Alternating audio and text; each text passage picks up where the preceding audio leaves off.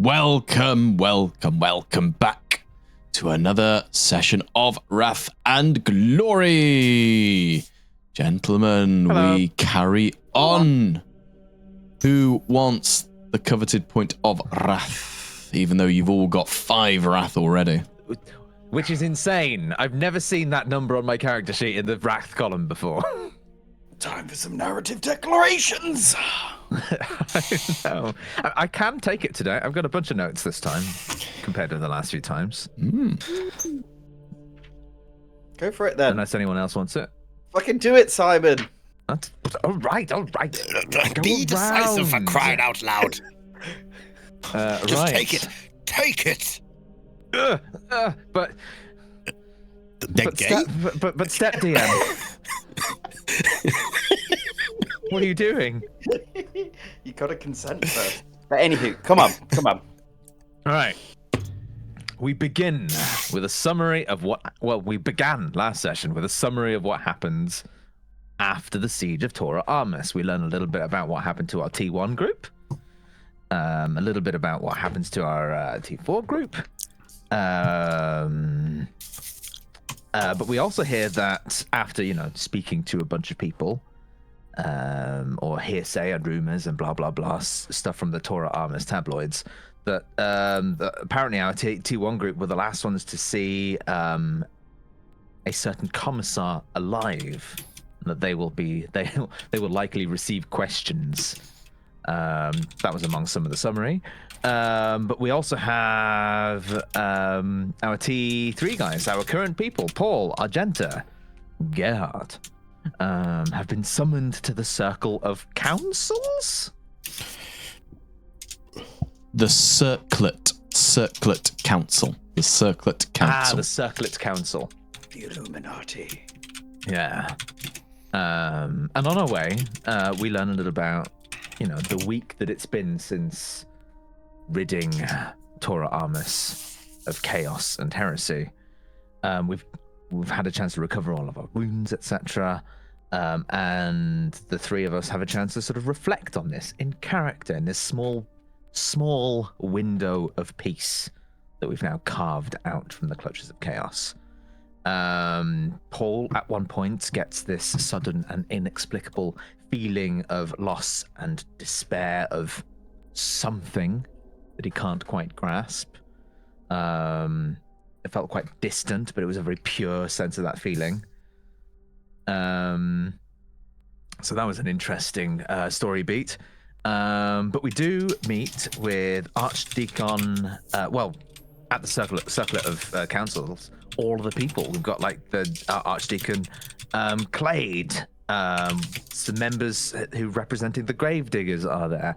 We've got Inquisitor Titrona is sort of hanging around in the background. Archmechanicus is, I forget her name, but she's also there. Vakul, that's the one I even brought it up last time. Yeah, Vakul. All of the movers and shakers are present, engaged in fierce debate. What's the next thing? What's our top priorities? What do we send our resources to first? I will interrupt only because it's information that I've probably not given you, but would be fairly common knowledge. That was not the full Circlet Council. That was quite a few of them. There were some very notable absences. Of course, Gerhard noted the absence of Brevet Captain Akia. Yes. And of course, there was also the absence of the most powerful man in the setting, who, of course, Paul and Argenta would have had brief interactions with, Jackal Veronius. So it wasn't the full Circlet Council, but these were very high-ranking members in there, and it was quite a few of them who obviously owe large swathes of power within the setting. But carry on. Yeah, but that's more or less what they were debating. What do we try and fix first? Oh, temples. Beep, beep, beep, beep. Robots. Yeah. But we're eventually noticed though, and referred to as Tytrona's strike force, which I guess has a certain ring to it. But Tytrona does eventually come up to us and offers us officially commendations and thanks and congratulations for the great thing that we have done in the service of the system and the people and the Emperor, etc. Archdeacon is concerned about the offshoot cults, a branch of the Doomed Youth called the Corners of Sorrow. So that seems to be his main area of concern that he wants to deal with. Tytrona is remarking that gangs are taking over the manufactorums, but believes the grave diggers can probably handle them, and the cults and the gangs. But we also hear that Lord Jagran, who we helped in a previous session, had specifically asked for us in now in his new position as the overall lord of his family house, I guess. And so I guess without anything better to do, we've agreed to help him, but also Inquisitor Daikasune also wants us to go and sort of see what's going on with that. Otherwise, let's see, what else have I written down? She's interested in Lord Dragon, his rapid rise to power and seeming popularity. We're to pursue as having this first to sort of figure out what's going on. Gerhardt needs to confirm with his captain his leadership, whether or not he should, I hesitate to use the word blindly, but blindly follow all of Inquisitor's commands. And effectively his captain sort of confirms this, like more or less everyone in the system is kind of under her authority in some way. But yes, he sort of confirms that, yeah, follow her for now. She's kind of like, that's kind of what we need to do right now. We're held up by, otherwise on our way to go and see Lord Jagran. Got I've two also written little down- bits as well to add go to on, that. go on. For future bits, there's a planet called Nephris that look after the Titans. There's some shenanigans going on there, demon incursions that we should probably look at some point. The Titans are like self-explanatory, fucking gigantic things, and Big things. yeah. And then obviously Enoch's in a shit state. I think there's somewhere called Balthazar or something. There's some like demon incursions, but there seems to be quite a lot of that.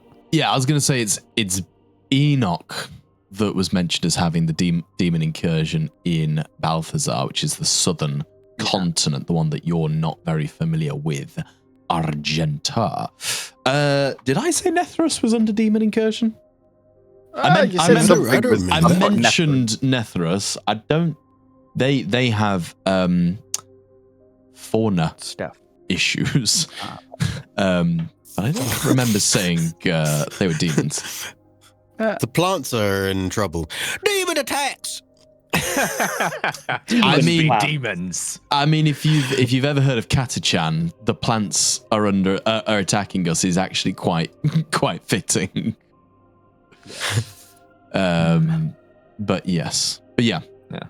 Shit is happening that you're not involved with is, I suppose, the main point I was stating there.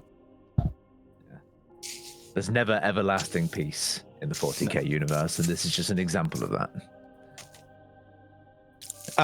So we head over to Chem Plant 6 to meet with Jagran, but are held up by an overly chatty noble who really just wants to get to know us and sort of brown nose and sort of we're the heroes of the hour and he wants a piece of that action type of thing.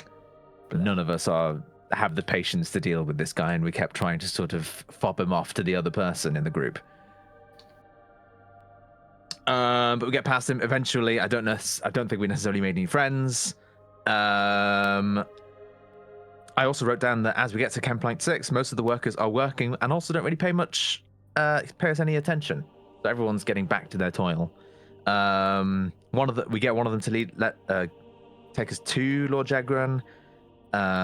He's got his arm back, fancy new drip, fancy hat, etc. He's happy to see us again. we briefly catch up, and then he officially thanks us as well for helping him last time. And then he has a little job. He needs us to investigate some missing people reports amongst the manufactorums. Mentions workers are arriving from Enoch, but then not being seen anywhere else. So there's maybe rumors of strange mutations as well, to which I wrote down the question mark. Gene stealers? But we've got no way of confirming this yet. And gave us an initial lead to follow. So there's some witness accounts of a large creature somewhere, and also to maybe go and check out the Hab sector Kappa 9. And start sniffing about there, perhaps. And then I said that it's worth noting that any deserters that are found are currently being shot. That's the end of my notes. There's probably some extra stuff that happened at the end of there, but I didn't write it down. But that's kind of what we're finding. Like, go find some missing people, figure out what's going on. Why are people disappearing, essentially? So yeah, there was a small time of celebration, catching up, given a new mission, find missing people. That's the bullet points, the TLDR. And you are muted! That's the second one on the bingo card of today. Yeah, things are still chill. I mean, just a few people going missing. Like, who the fuck knows? People go missing all the time in Hive cities. Yeah. Who cares? I mean, It's just Tuesday in Gilead. well, yeah, pretty much.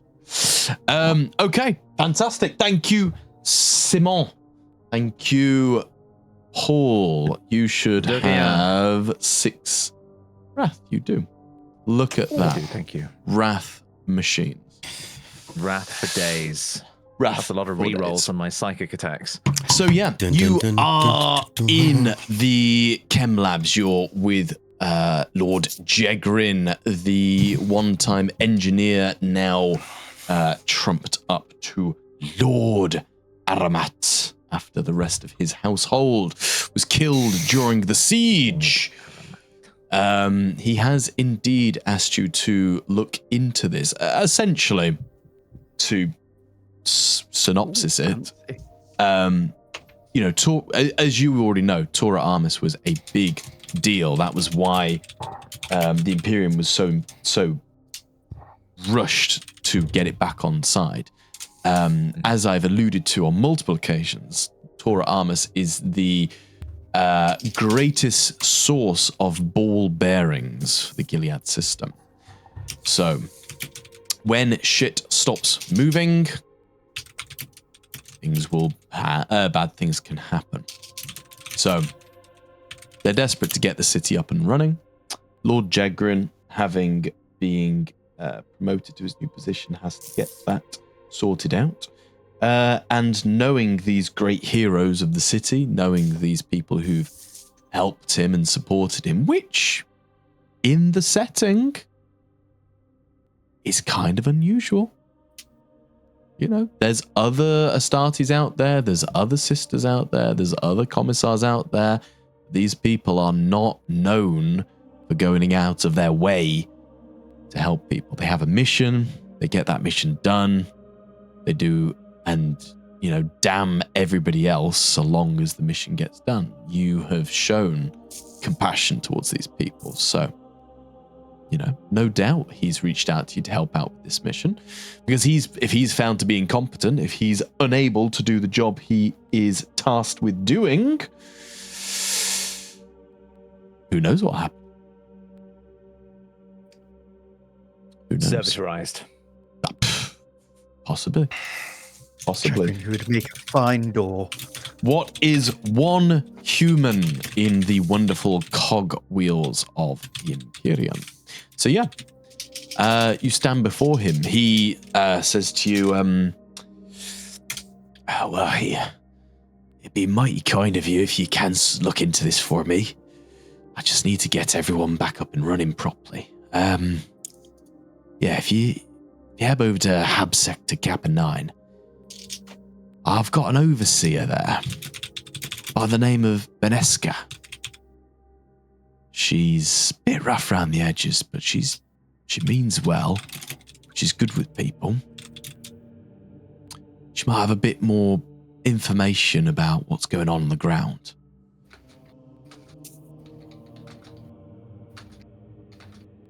What was that name? Benesca.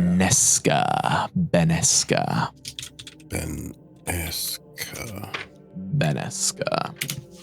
Lord Chagrin, is this Overseer Benesca?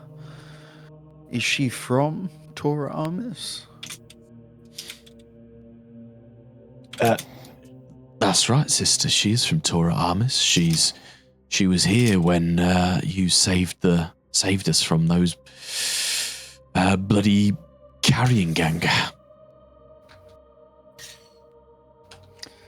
Noted. So she'll have a pretty firm understanding of who the local populace are, and if any of them have been going missing. Well, she's boots on the ground, isn't she? She's going to know people a bit better than I am. I used to know the shifts better when I was in the labs myself, but, well, this new appointment, it demands certain things of you. I've not been able to be as personable with people as I'd like. And of course, I got a lot more manufactorums to run as well. The administratum's gone through the records and allocated me a lot of the sector. They've decided House Aramat was not for exterminatus. Yet. Well, never forget where you come from, my lord. Quite. This Benesca. Any notable features? What does she look like? Just in case she is hard to find. Benesca, well, last time you saw her, she was looking a bit worse for wears, but she's quite young, dark hair. Well, looking a lot stronger now since got a bit of food in her. I'd say tall, but not compared to you, sir.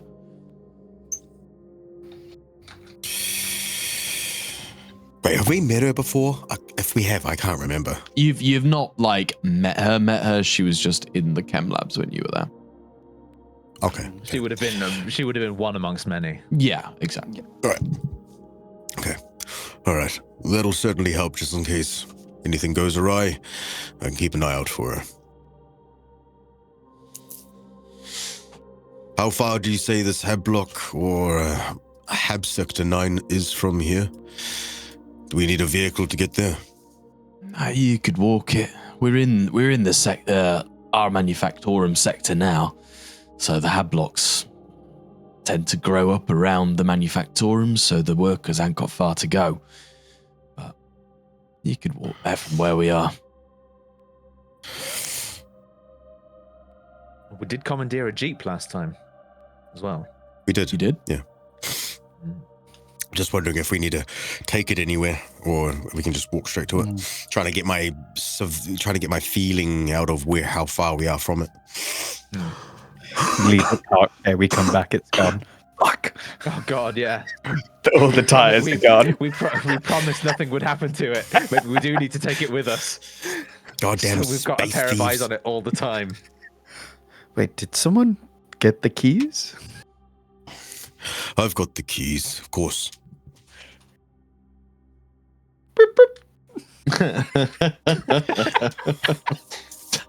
Don't trust these refugees coming in here.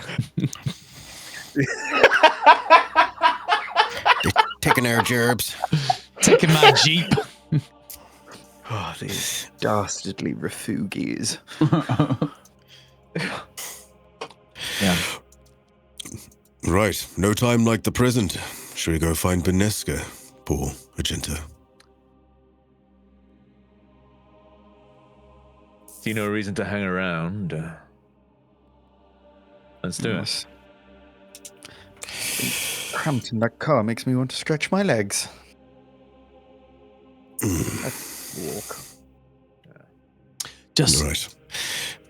Just remember, the people, they've been through a lot.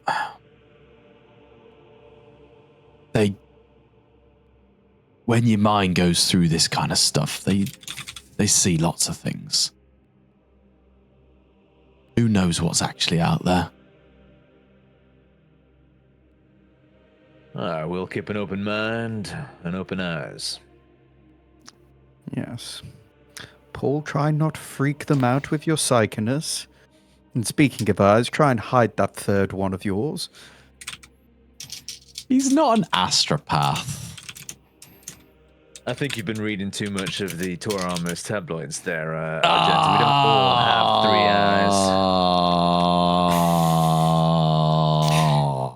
3 eyes. Alley-oop. 7 rounds. Thank you very much. Tip my commissar's hat to you. Swish.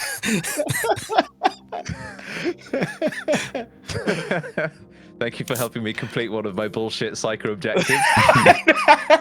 It's the only one. It's the only fucking one. But yeah, no, Paul would, gently tip his hat and sort of subtly nod in the direction of Lord Jagrin and say, "All right, good luck, Lord Jagrin. We'll see what we can find." Good luck out there. Appreciate it, and let me know what you find, okay? Will do. Wonderful. You walk back out through the busy manufactorum as you leave the office. It is a scene of busy workmen on the conveyor belts in these chem labs, various liquids being poured there at different places. Active effect does not exist. Interesting. As I take you here, where you don't have a token. There is no token on the scene. I cannot see. I'm legally blind. Cannot see. I'm legally blind. Ooh. I have ceased to exist. I am one with the Imperium. Is that a litany? You head back outside, leaving Chem Labs 5 behind you. Ooh. And start walking? Yeah. We'll leave the Jeep parked up and go for a walk. Breathe in the surroundings. And breathe in. You do. The manufactorum sector of Tora Armor still stinks of purging flame. Whole districts bear the soot scars of Prometheum sweeps, their skeletal ferrocrete supports exposed like broken ribs jutting from the bowels of the land. Replacement workers from across Gilead shuffle through the rubble-choked streets in long processions, heads bowed, robes patched, clutching meager ration stubs and identification plates.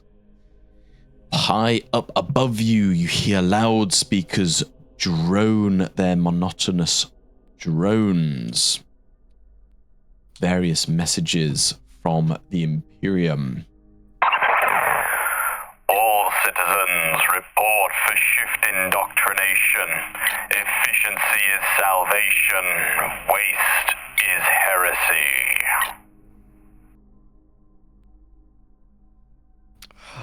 And so on and so forth. Never truer words be said. Paul immediately relaxes. But you enter a fairly bustling part of Tora Armus. The streets surrounded by hab blocks, they rise out of the streets, similar to the scene that you have before you, intersected with the manufactorum lifeblood that is essential to the system. So yeah, you're kind of in an explorative state here. There are people coming and going. There are people going into manufactorums. There's people going into the hab blocks. There are people wandering all around. Is there anything specifically you'd like to do? Can I look for people that are going to places that would not be, I guess, kind of usual, like work related?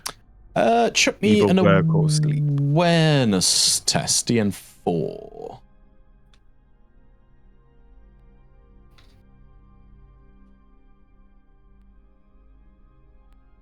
Oh, DN4.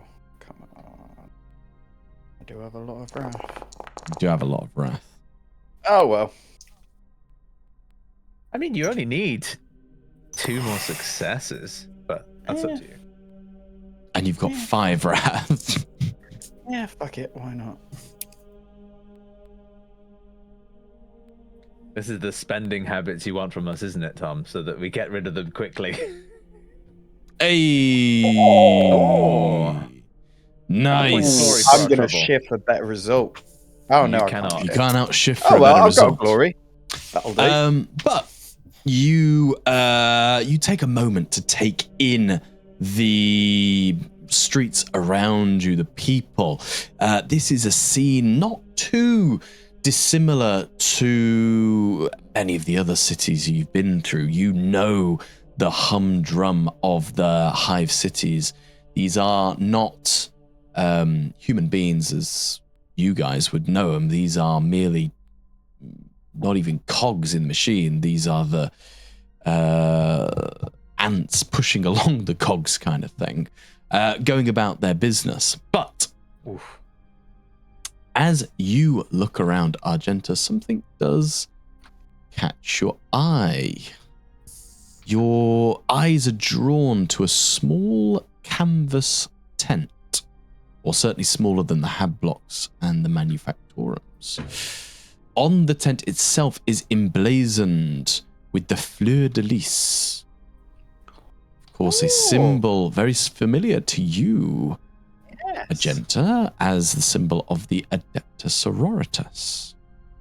As you look upon the canvas tent, you see staggering from it a man bound up in fresh gauze as he slowly begins to limp away. Yeah, you see the tent with the fleur de lis on it, Argenta.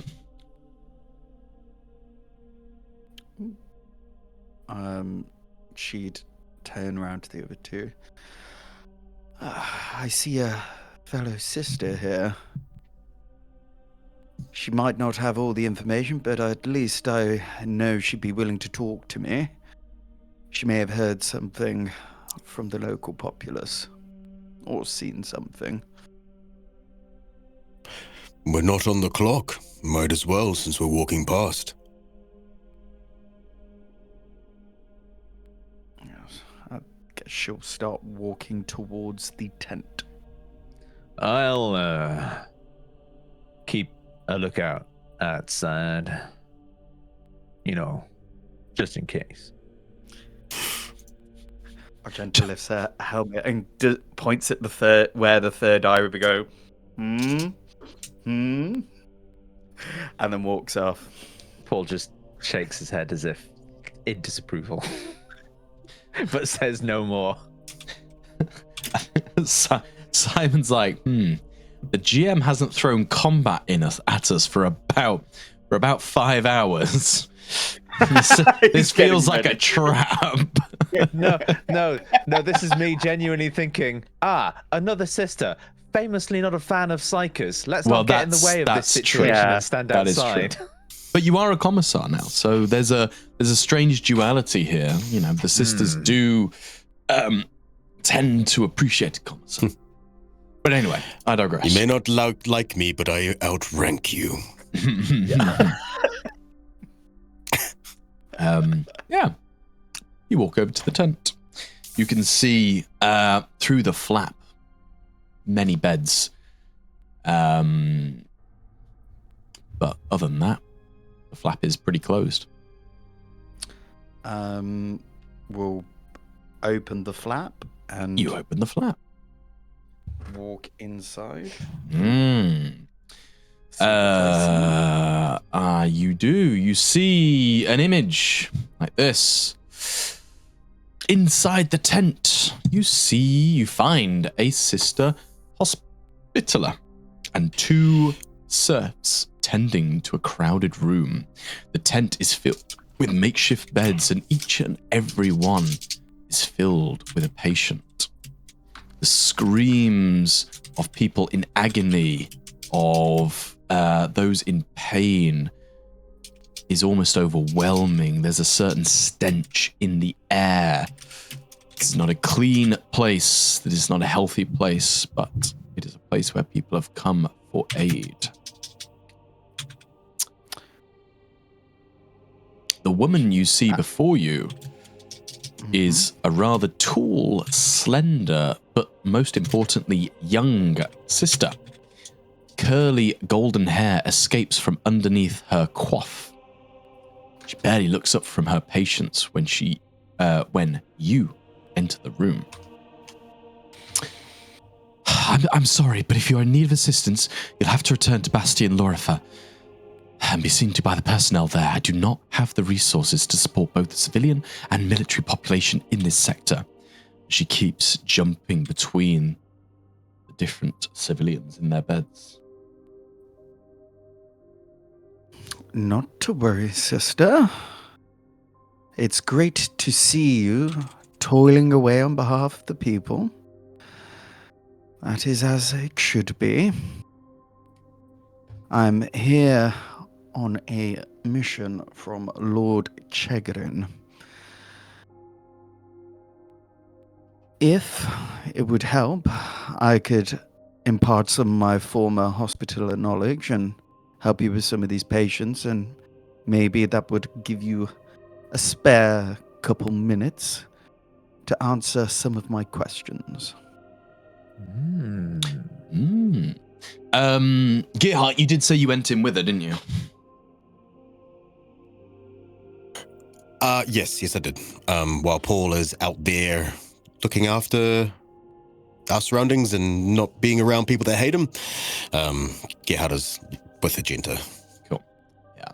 For you, Keeping a Gearhart, the tent, it's a cramped, enclosed space.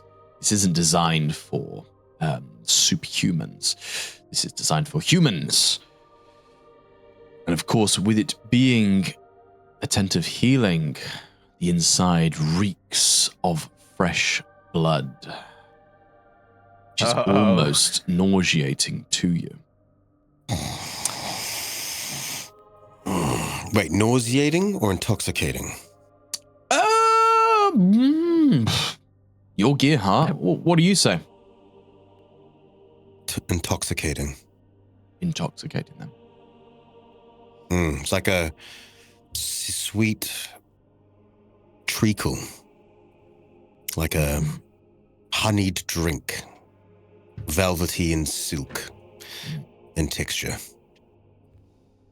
It's the scents, they descend on you, a warm, fuzzy feeling begins to descend over your head as you breathe deep the intoxicating scent of fresh blood. But Argenta, as you say this to sister, she does look up at this point, noticing the armor, which is very clearly a sister, and she quickly does a sign of the Aquila. My apologies, sister. I didn't realize there were other members of the order here. Yes, any help you are happy to provide would be most gracious. There are very few of us working in this sector of the city.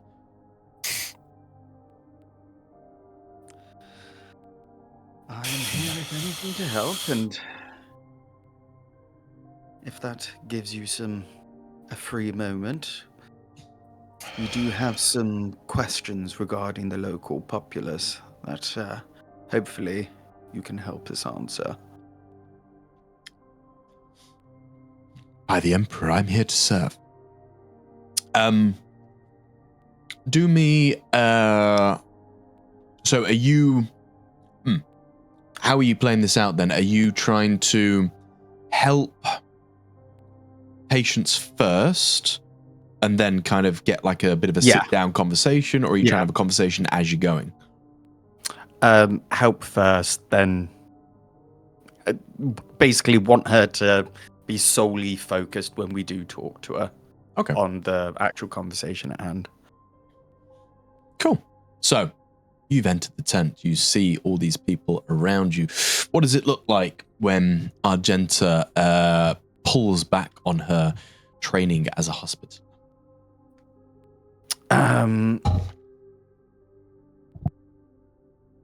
She doesn't necessarily have the best bedside manner, as you could probably imagine. However, no, I know. She's remembering her old drill abbess in particular from her hospitaller days, who's basically one of those. You know what a matron was like back in the 70s style of like head nurse lady, very just like, yes, we do this, yes, no. So it's like getting, what's it, sharply moving limbs, but being very thorough, checking everything, every sort of nook and cranny. However uncomfortable it may be, she's making sure that every part of the body is being seen to.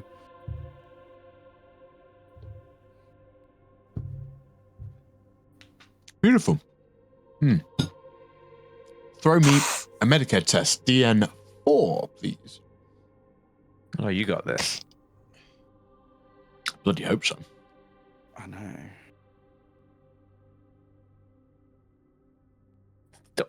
Just all ones. Right.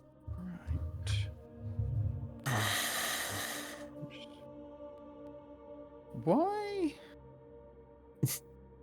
Why does it say 9 when it should be 11?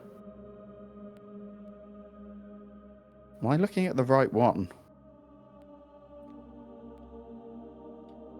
Medicare, you have a Medicare skill of test of 9. So why do you want it to be 11? Because... Oh, no, sorry, I'm looking at my thing. That's for when it's a regroup, sorry. This isn't a regroup. Which is not a regroup. Nope, my bad. Yes, so DN4, cool. Sorry about that. Nice! There we go. You pass? That's an uncomfortably close result in the end. Yeah. Nah, she's fine. She's just a bit rusty. Yeah. It's shown in her being very sharp and uncomfortable with the patients. Getting the job done, just probably not doing it in the nicest way. No, you see, and no, just wait. Snapping someone's shoulder back in. Oh, yes, there we go. God. So, you begin to set out your work of helping the civilian, quote unquote, helping the civilians. Most of the patients are, it's really, I suppose from a 40k standpoint, minor ailments. You know, we're talking about people who are suffering from things with malnourishment. There are a few work-related breakages where maybe somebody's had something heavy land on their arm, shattering the bone. A few people having had sprains from falling over the uneven rubble. It's minor things like that. However, as you work through the patients, there are 2 that stand out to you as more unusual. First one is a weeping man lying in his cot. His face is almost completely covered with gauze. Fresh blood still pumps out of it, staining the white fabric. His clothes are equally covered in crimson vitae. The second is a adolescent child. They're retching into a bucket, brow gleaming with sweat. Their eyes, they seem to dart back and forth, almost in delirium. A coarse red rash is spreading up their neck, and the skin looks pocketed and blistered.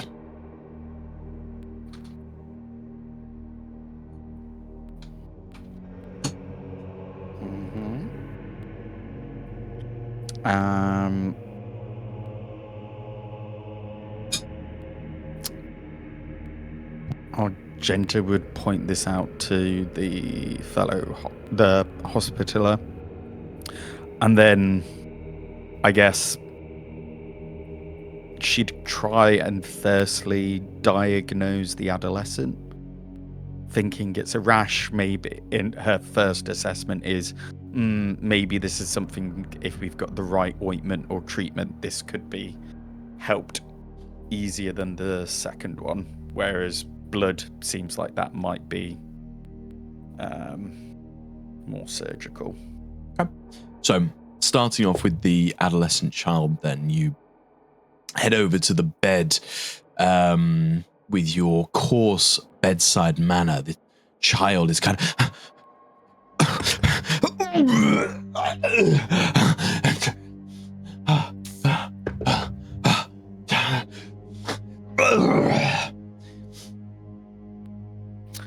flicks the sick off her boot. Well, Child, pull yourself together.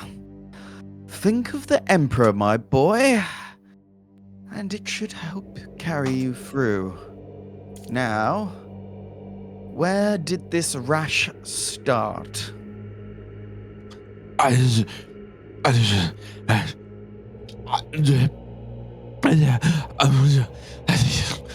The noises, there's a noises down, low. They're very feverish. You can attempt to try and help this person before you start interrogating them if you want. No, that's part of her diagnosis. She's trying to figure out. Oh, I see. Where, as part of the she's trying to do a little bit of a house here. Yeah, she's so you get I know. It was down to the lower spine, lower hive. I went to the tunnels. Going through the tunnel. The shadows. There were the.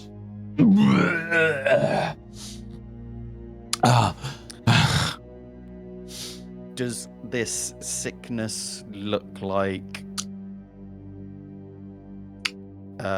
having related? Spent time. No. I'm cutting you off. Having spent time around poor Lord Commissar Poole and his run-ins with Nurgle poisons, this does not look that dissimilar. Cool. Right. Then, with that in mind, she's going to turn around to Hospitaller. I've seen this kind of case before. I need your largest empty syringe.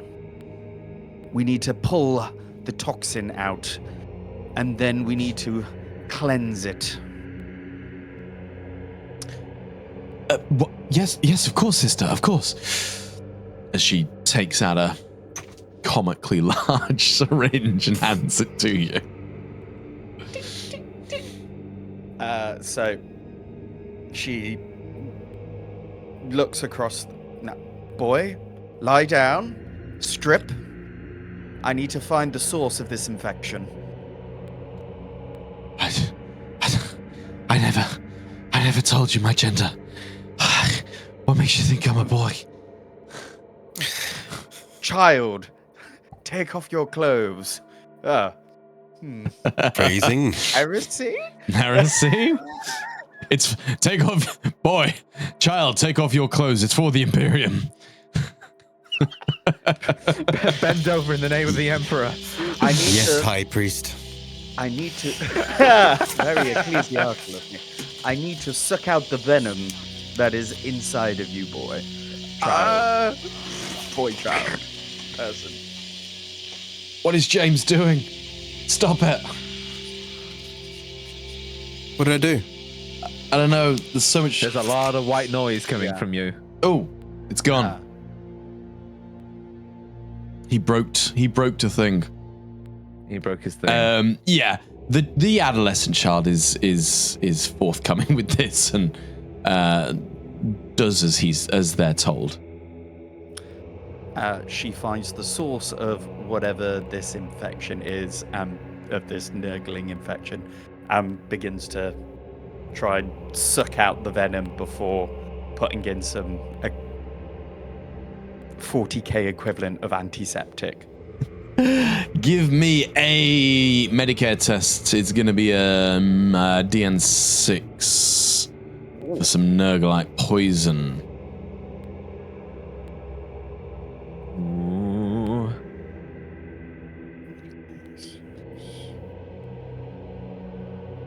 Oh, It's okay. That would have been a good time to have picked up a new psycho ability.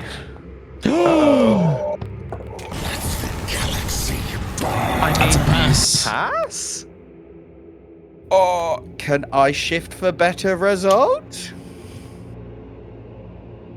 To offset the complication? So let's start out by figuring out what the shift for better result would be.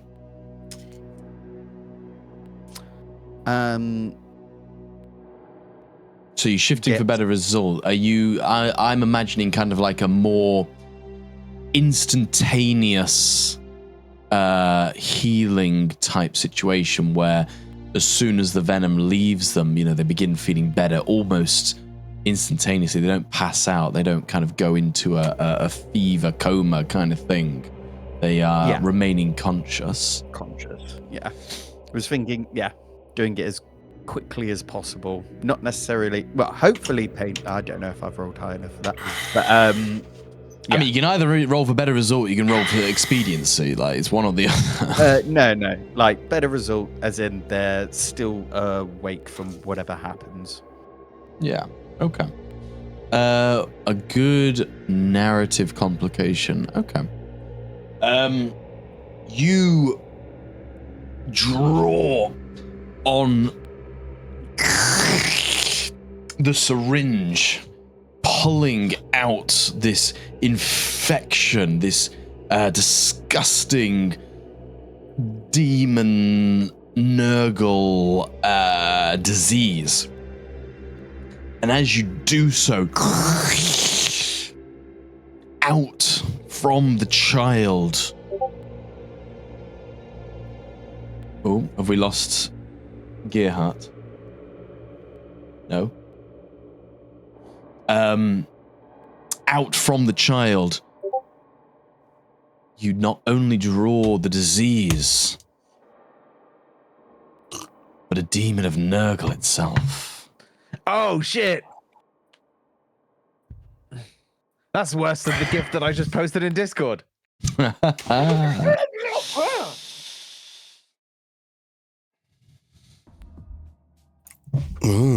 What's happened? Looks like we've got some Well, that combat, Gerhard. That sounds like combat music. This is combat music. You rolled a complication. I've sucked out a demon as well as all the poison. Why are you sucking off demons? That's a great question. This feels like heresy. Don't suck off demons. It's like rule 1 in the Sisterhood Codex. You know me, I'm a man of rules. So,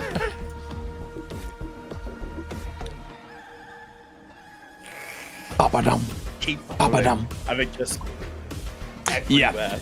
So all of this disease is pulled and stretched out, and from this black tar-like substance, a plague bearer just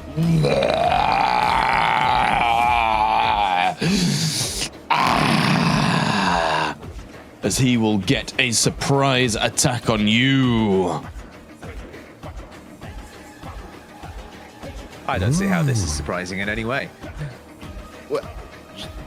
Just covered in goop. It's all just like spraying out of the syringe. Just oh god, oh god, oh no. Oh. We all saw this coming, right? Yeah, this is totally expected. A Which equals B equals demon. Nothing bad could ever happen in that tent. Oh god, Gerhard, please make it stop. I'm gonna Paul Shit. standing guard outside of the tent just in case the danger is outside here. Right. As the surprise attack goes off, it is going to try and hit you, Argenta. Oh! And it rolls a crit. Oh dear. She's going to spend a point of faith. 2 points of faith. 2? Describe how it looks as this plague sword comes striking down against you.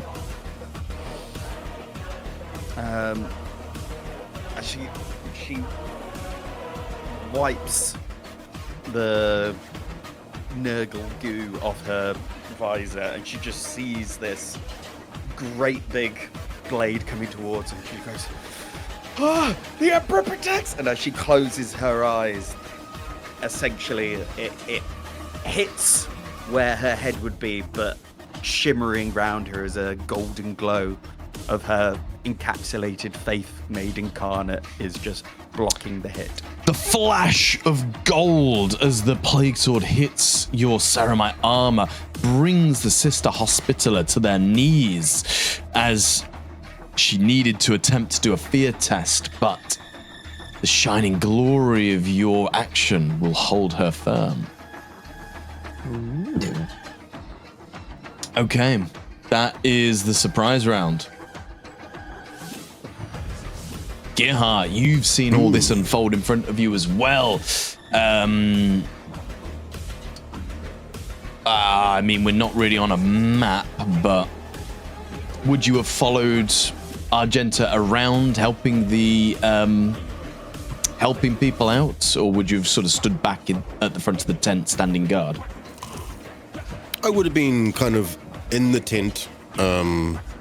He'd be doing both. He'd be like looking outside, you know, by the door, looking inside, looking at what Genta's doing, kind of like just milling about.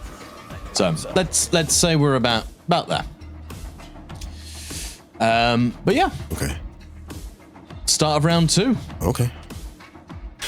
I'm gonna go from the front door, seeing this thing being pulled out of this child and Genta being attacked, and she's closing her eyes and creating her beams of light that allows her to effortlessly evade attacks.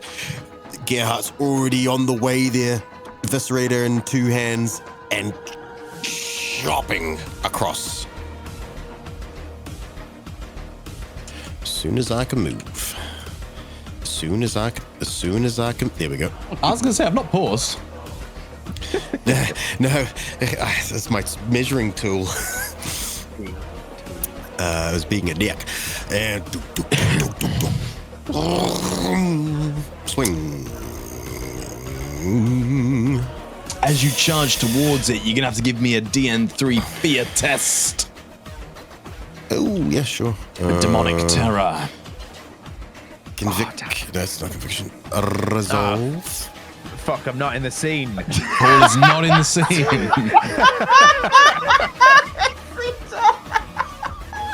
Isn't he? No, I mean, he's outside on tent, the scene, aren't I? but he's outside the tent. Oh, right. Okay. Conviction. Resolve. Fear. And what was it? DN4? DN3. 3. DN3. Okay, so you might have to drag Paul away because I'm getting his additional. If I'm not getting his sphere of influence for fear, then Just- I got currently just- D and dice Just ball. tick it so it stops being red. Just click on it so it stops being red. Should take you down to 5. Oh, there is one right there. Okay, cool. D and 3. Here we go. Not past yet. Use a point of wrath. Oh, meets beats. Meets Nice. beats. Yeah, so Meets beats, you buddy. stand strong against this plague bearer. You charge up, Eviscerator revving its engines.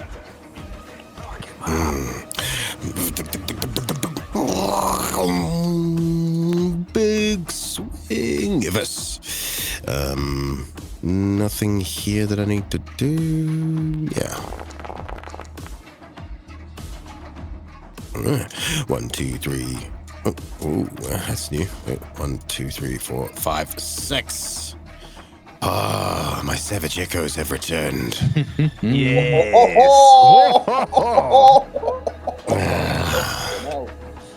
Feels so good to have them back, you know. 1, 2. I'm gonna go 1, 2 to damage, and then 1, 2 glory. Bro. 1, 2, 3. Nice. Reroll these. Oh, I actually lost the damage. I lost the damage. It's amazing. Oh, Like, for hate that to to see happen, it. that's ridiculous. Yeah.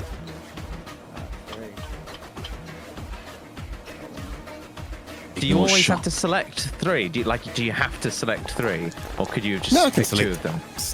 I can select as many or as little as I like, yeah. Oh, Okay. a terrible determination from the beast. But it is still standing. Your eviscerator's blades have carved huge swathes of flesh from its body.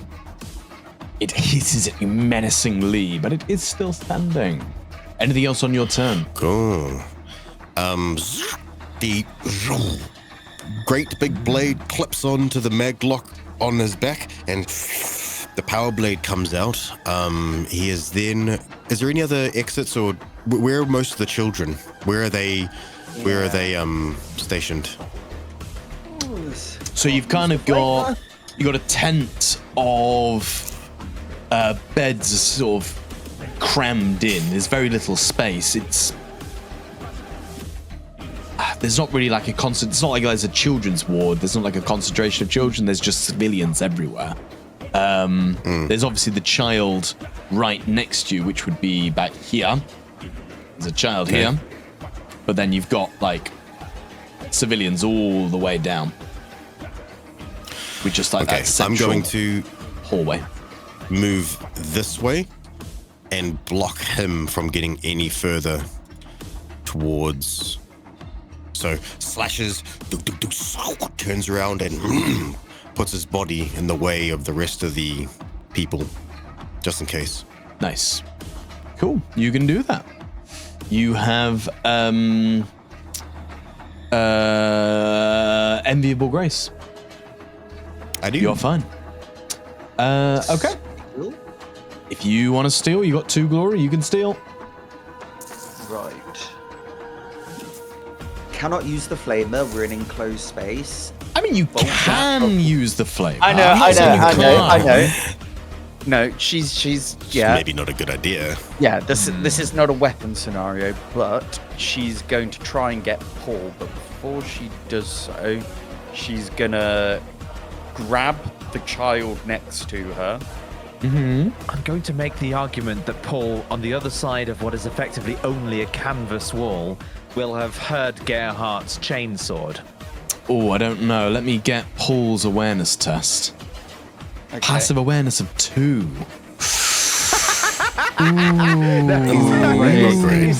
He stood outside, put some earpods into his ears, listening Yeah, to like just litanies like- of the Emperor. Jamming to a bit of loudspeakers. But before any of that, Argenta, give me your DN3 fear test, please. Okay. Sorry, what? Give me your DN3 fear test, please, for demonic terror. Fear test. Fear. So it'll be resolve fear. And then make sure you don't. I didn't undo that. I don't know. How many extra dice would you have been given? You have 5. 1, 2, 3, 4, 5. So at the minute you've not passed. Yeah. How do I'm just gonna re-roll the selected and remove a wrath. If that makes sense. I get you. The 3 that didn't pass. I get you. I get you. Cool. That's a pass. That is a pass. Right. Yeah, the demon charging out at you, but you are still filled with some of that God Emperor given conviction, and your resolve hangs strong. Right then. She's gonna use a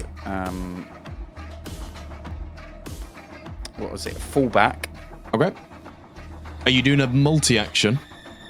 Yeah. So you say, GM, I'm going to do a multi-action, and these are the actions I'm going to do.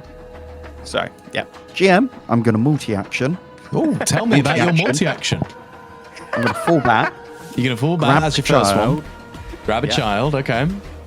And run out of the tent, and then... Oh, sorry. Would shouting for Paul, would that count as an action or a free action? That's a free action. Cool. That is what she is going to attempt to do.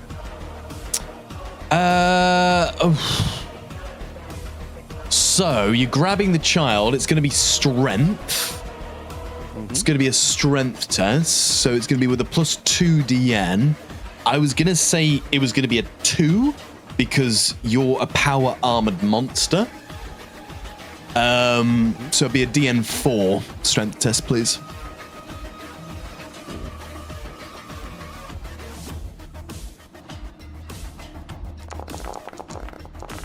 Oh, not rolling. That's not a pass at the minute. Fuck me, I'm spaffing through this God. draft today. Well, yeah, That should have been a glory, though. Oh, I mean, glory. add the glory, please. I've added the glory. He has now. Nice. I'm going. Oh, to... now it's added the glory. Oh, okay. Okay. I'm gonna add one to glory. Go for it. Shift for glory. Yeah. To pick that up. You're seen, Argenta. What do you do?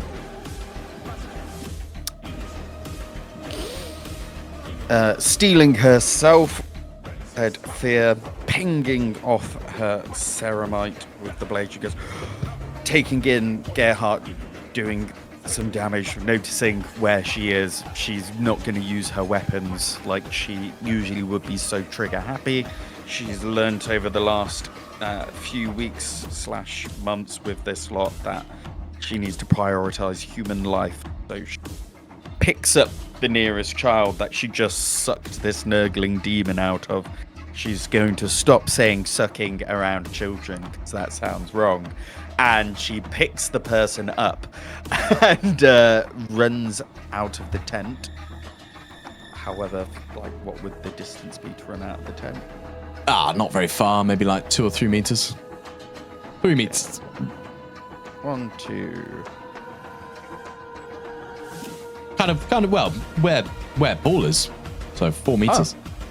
Okay, yeah. She pops out of the tent. Seeing Paul with his hair pointed, screaming, "There's a, okay. There's a Nurgle monster inside there. A demon. Kill it. Crush it." I know I told you not to use the third eye thing, but I think it's the right time. I do not. All right. Stand aside. And then when it's Paul's turn, he'll do something on this information. Oh, Paul will enter into the combat scene as well. First of all, we've got the Plague Bearer. It is going to charge after you, Argenta, as the source of its existence.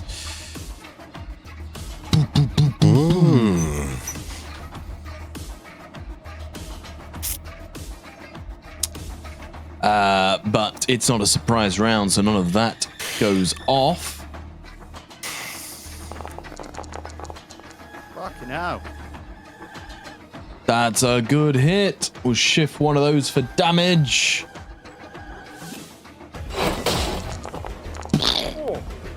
Oh, that's a big, big hit. Do I still have a reaction, or is that... Is this the start of the turn? You've still got a reaction. Wow. I'm gonna fucking spaff some more faith. You spaff more faith. Once again, the plague sword comes crashing down at you. Argenta, what do you do? She, as she's seeing this spawn going after her, as she's holding the child, she crouches down, trying to have herself cover as much of the child as possible to protect him from the blow. And as he does so, she's praying to the Emperor, and once again, by sheer faith and will, the blade pings off her as her duty to protecting the innocent is gaining the guidance of the Emperor. Nice. You do this. The child is protected and the damage is nullified as once again the golden glow of the God Emperor saves you. Paul! Cannot be touched. Can't touch this. You see the Plague Bearer rushing out of the tent, charging after your ally. Roll me your DN3 terror test, fear test, please.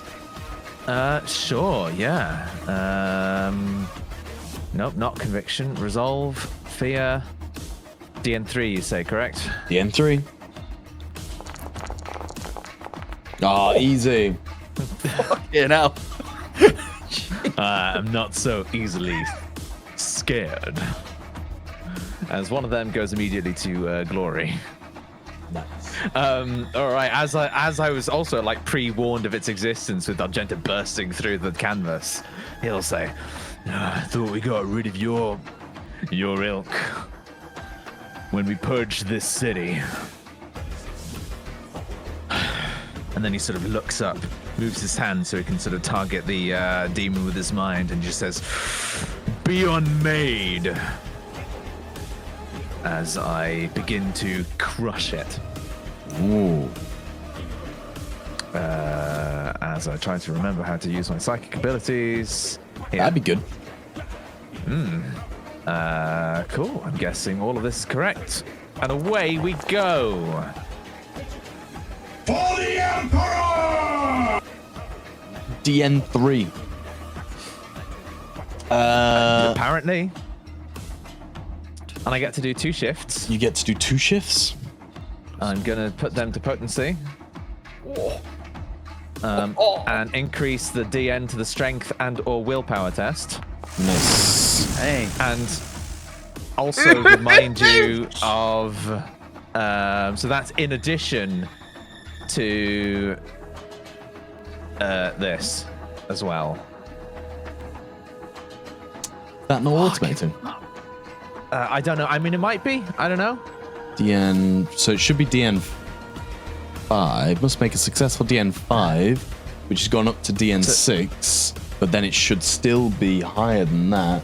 Should be DN9, shouldn't it? Yes. Yeah. Cool. It's going to do its DN9 test, which becomes a 10 because of wounded. Haha. Oh. No. Ooh.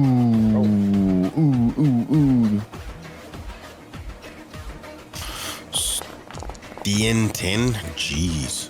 It passes. Oh my god! Oh my god!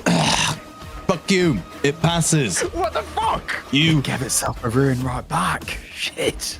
You draw on your psychic powers, trying to squeeze this demon out of existence.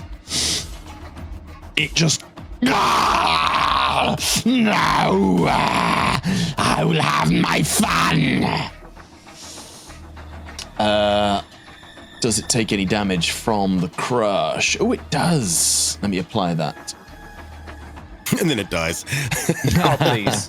That would be nice. Imagine that. No, it is a demon of Nurgle. The crush goes through. It feels some of its organs being squished as you hear a squelch. But no damage be done. Well, shit. Well, shit, yeah. What a roll, though. 1, 2, 3, 4, tried. 5. That Five should have- exalted. I was sitting here as pretty as probably you were when you gave me the DN to throw that tank. Thinking he's never going to do this. I'm so empowered here. No. No, he's still through the fucking tank. Yeah. Anything else on your turn? I mean, not really. No? I would take a couple of steps away, but I don't want to be wounded. I mean, I don't want him to try and attack me. And I suspect Gerhardt may have some things to say on the beginning of next turn, so... Okay. Round So 3 then. That's me. I forced him to do a little shit. That's all I've succeeded at doing.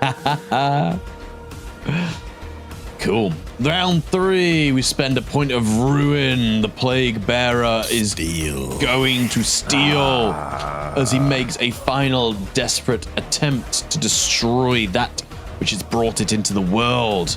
As it goes for an all-out attack, swinging this big plague sword above its head.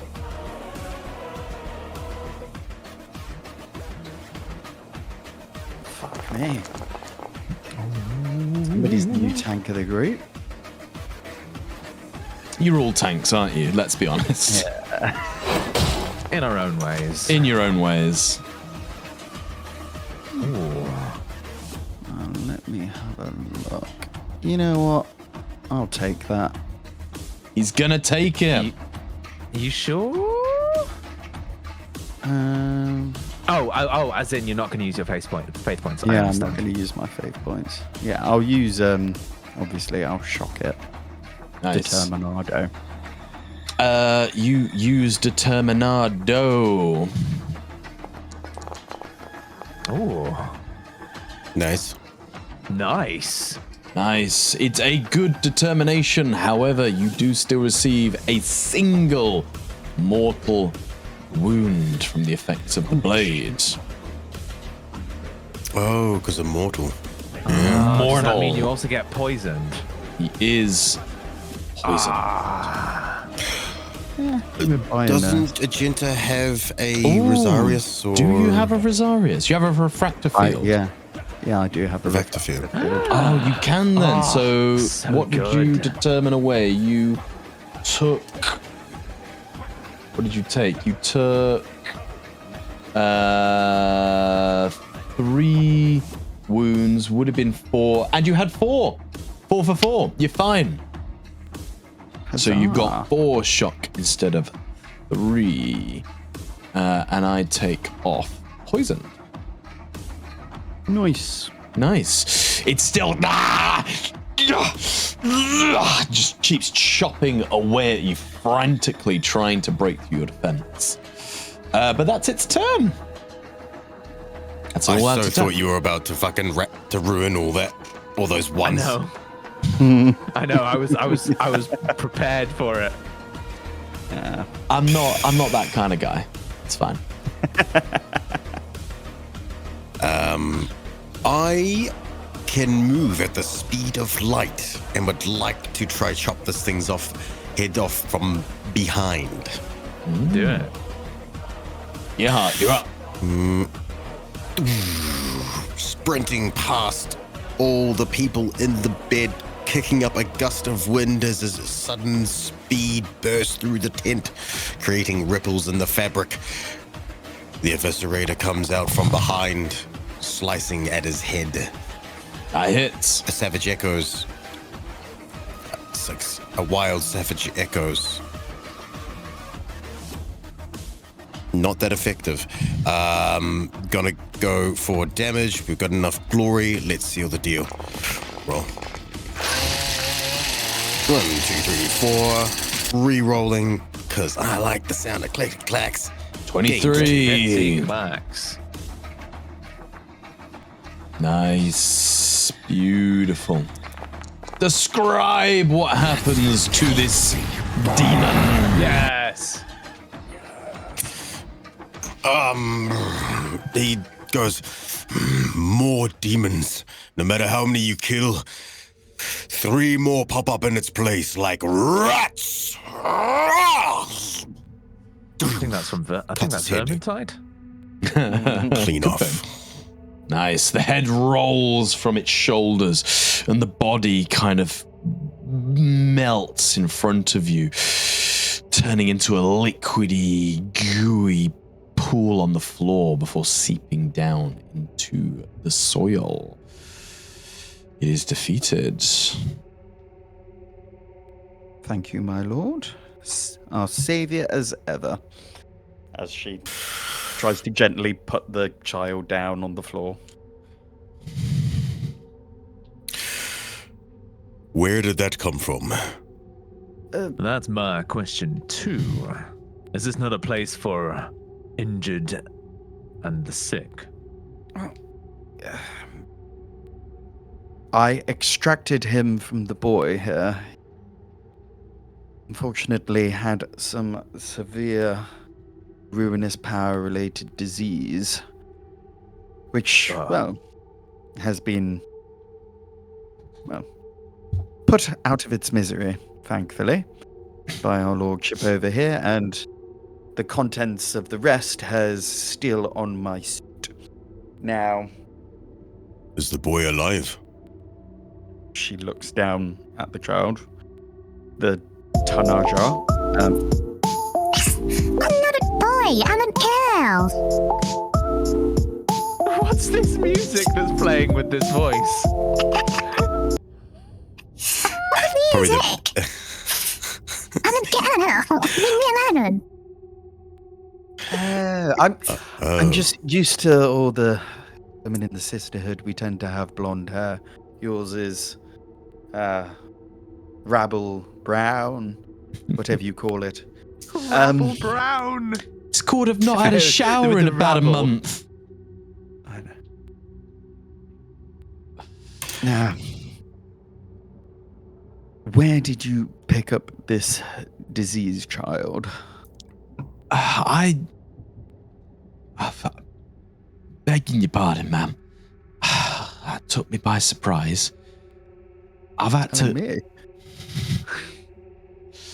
I've been down in the lower slums.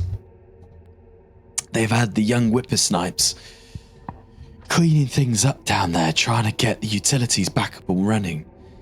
There's bodies in the waterways that needed moving, but some of them gone down the smaller tunnels. So they sent us down to get rid of them, clear out the blockages, stop them seeping into the water and infecting other people.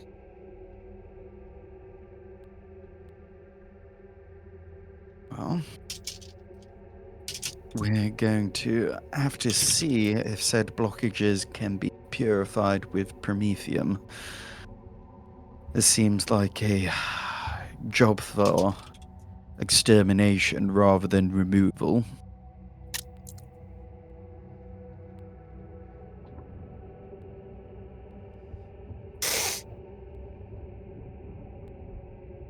did you notice whilst you were there any people going missing? She kind of looks down towards the floor, avoiding eye contact.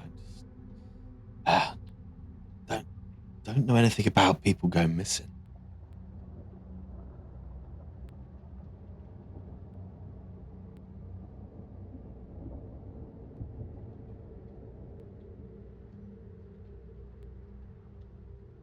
Is there more that you could be telling me that you aren't?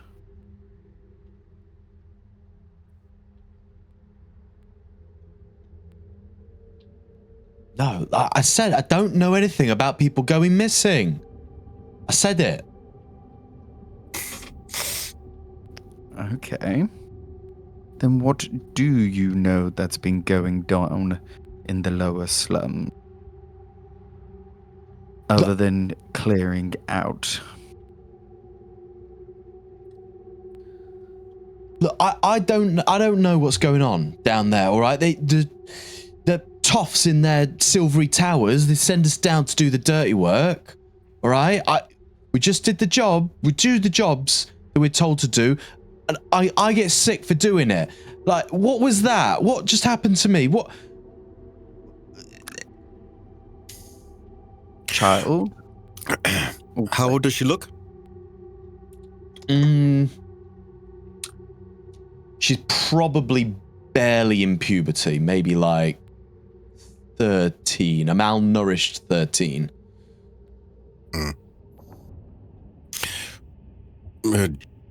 Agenta, she's very much a child. I very much doubt she'll have much answers for us, especially after her current run-in. It's just she mentioned shadows. Muted? Oh. Do you not hear me? No, I can hear Oh, him. got him back. I can hear him. Yeah. No, I just said, she mentioned in her fever state that she saw shadow.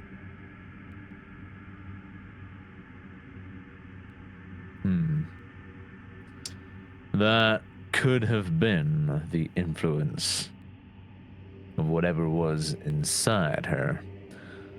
Child, you may not necessarily know anything about what's going on, but have you heard people talking about strange happenings? Someone you could maybe point us to? She looks up from looking at the ground and kind of eyes all of you up warily. No, I don't know what you're asking me. It's everything's gone bad. All right, that's all I know. All right, you're not in trouble. But anyone who knows anything would be of help.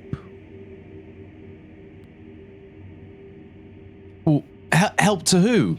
I mean, who sent you? You guys, you don't look like you come with the refugees on the ships. No, child. I'm just the person who rid you of the foul filth that was inside of you, and the angel of the Emperor over destroyed the filth that exited you that could have killed you. And this here is a commissar who's been leading some of the soldiers in the fight to save this planet. Well, we don't need to bring rank into this. Yeah, well, I never asked to be brought here.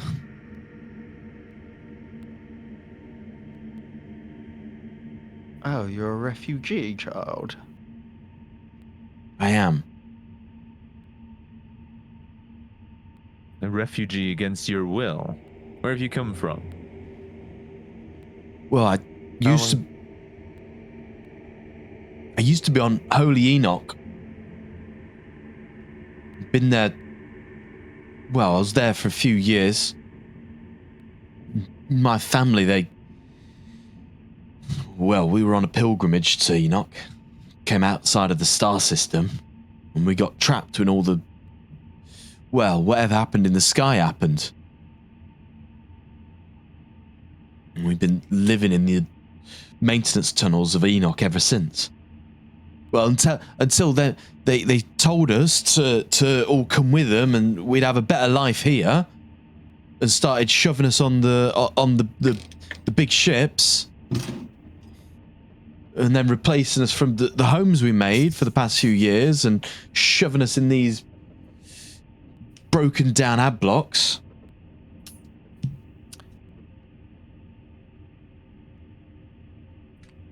You notice anything unusual about the people when you spent your time on the ships?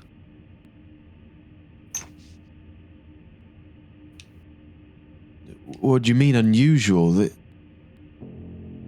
Specific cliques of people grouping together that necessarily wouldn't.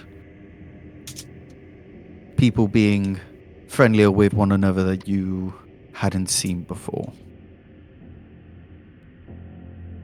Well, the journey's long. People tend to find friends. It's all right to find friends. Okay, I know those loudspeakers. They don't like it when we try and be human and live. It's okay to have a circle, you know. It helps in a place like this.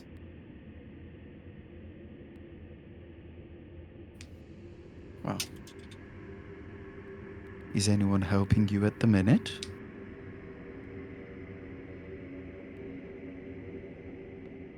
She looks back down at her feet and kind of kicks the dirt around a little bit. Well, I don't know. Maybe. Come, child, you can divulge to us. We're not going to snitch. We're not in the back pocket of an inquisitor.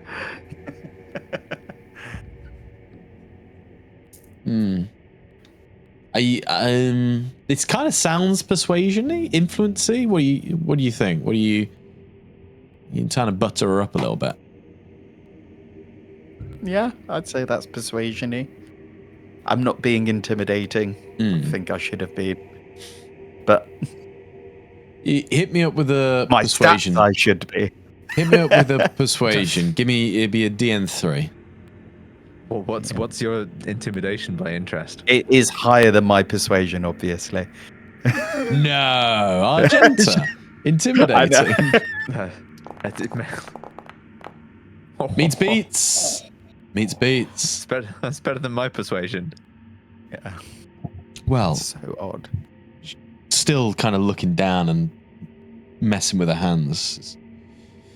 Well, I mean, I did find some people, and they gave me some food, and they talk to me and they look after me and stuff. Who are these people, child? Are they part of a group or do they have names? I mean, they're sort of I don't know, more of like a family, like just people who want to help us. And they knew I was here, and they saw I didn't like it, and well, they invited me to talk with them, and they gave me food. Okay, but there's nothing wrong with that. Okay, I had to live. I had to survive. Nothing wrong with that. Now, was any of this food, green fruit? No. What's fruit? It's fine. What a It's statement. fine. Does it come in a can? They just give me rations and stuff. Well, we'd be interested in finding more people who are looking to help the people here. Do you know whereabouts they are located? Well, I mean, they're just people who in the hab blocks and stuff, but they meet up every so often in some of the abandoned manufactorums and give food to people and stuff. Do you know when they're meeting next? Such helpful people, I'm sure, would be looking for missing people as well. No, we usually get told a day before it happens, so I haven't heard when the next food's coming in. Because they've got to get it first, haven't they? Because it's all been rationed, and people can't get the food, so they have to find it first. Otherwise, they probably would meet more often, wouldn't they? To help. Yeah? Yes. Now, is there a specific day of the week that they meet up? Or is it just you find out whenever they have it? Word usually gets around. They'll put a letter up somewhere or slip a word to someone who'll pass it on, and they head over to the next ruin that they're in. We go and meet there.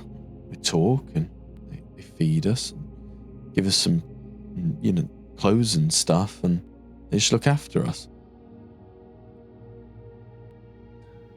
Are they led by anyone in particular?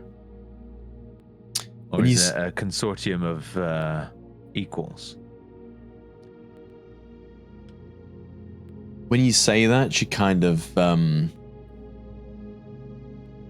winces a little bit.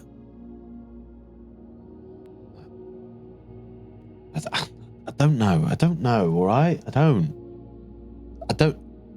Why are you asking all these questions?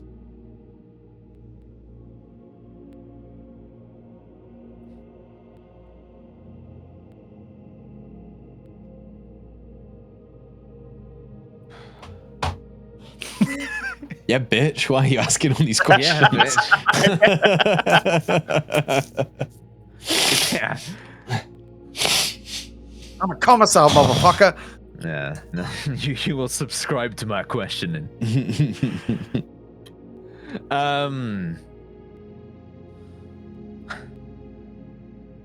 Lord Jekrin is concerned, but not just you, but for everyone here.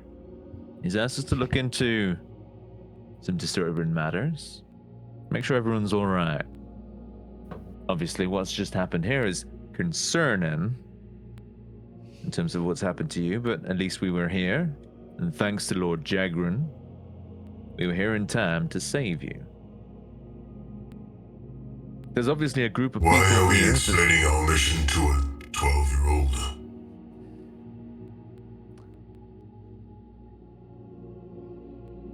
Gerhard says. Yeah. As you Well, speak, Gerhard, like you visibly see the child like tremble a bit, way below you. Small child, big Gerhard. Big Gerhard.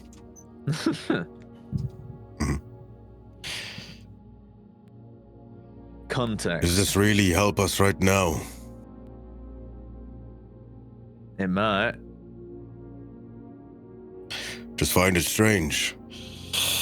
Commissar, sister, myself. We're explaining our mission to a child. Surely we should keep some cards to our chest. Right. We're trying to help, child. And if other people are helping those that need it, maybe we should go there. We're only asking because it's important. And if you feel it's important, you may give us some answers. But if not, we'll be on our way and find someone else. Last chance. But if you've got nothing else to say, we'll be heading on. She just And keeps. Paul will stand up properly and take a few steps away. She just like keeps staring at her feet, kind of messing with her fingers, sort of thing. Argenta looks down at her, goes, I'm going back inside to speak with my sister. If I do find anything about this group, and it is untoward, and you are involved, child, I will be going and reporting everyone of heresy, regardless of age and whether I saved their life. Understood. This feels a bit more intimidating. Very much more intimidating. The little girl is like, you know, she was already trembling from the voice of Gearhart. And at this point, she kind of just turns and goes to run away from you all down the street. Bye. And heads back inside to speak with the sister. Bye, Felicia. Bye, Felicia. As you head back inside the Sororitas tent, where are you? I lost you. Can I take note of the direction the kid ran in, and just like take a mental note of that for later?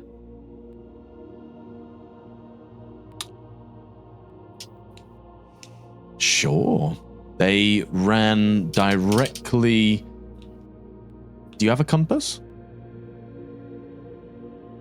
Good question. Directly that away. Yeah, she ran that way. I have a chrono. You have a chrono. I can tell the time.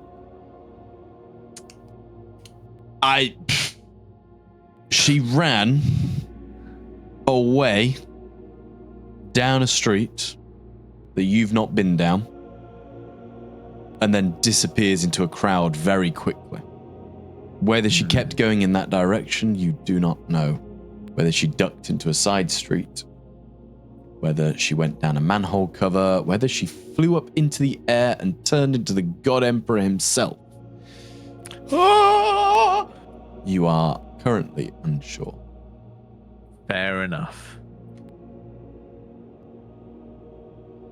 But sure, Argenta, you head back into the tent. And you find the Sister Hospitaller. She is still on her knees, arms in the sign of Aquila, as she is reciting sermon. Oh, heavenly saints of the order, please save us from these demonic imperfections. Cast not the wicked, for they should not live to see such things. The Emperor will protect us from all these kinds.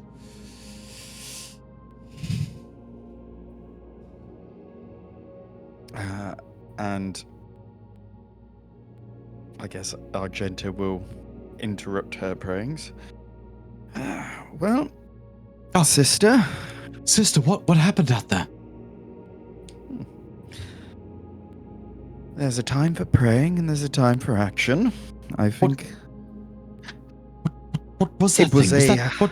Was that one of those demons the abbess talks about?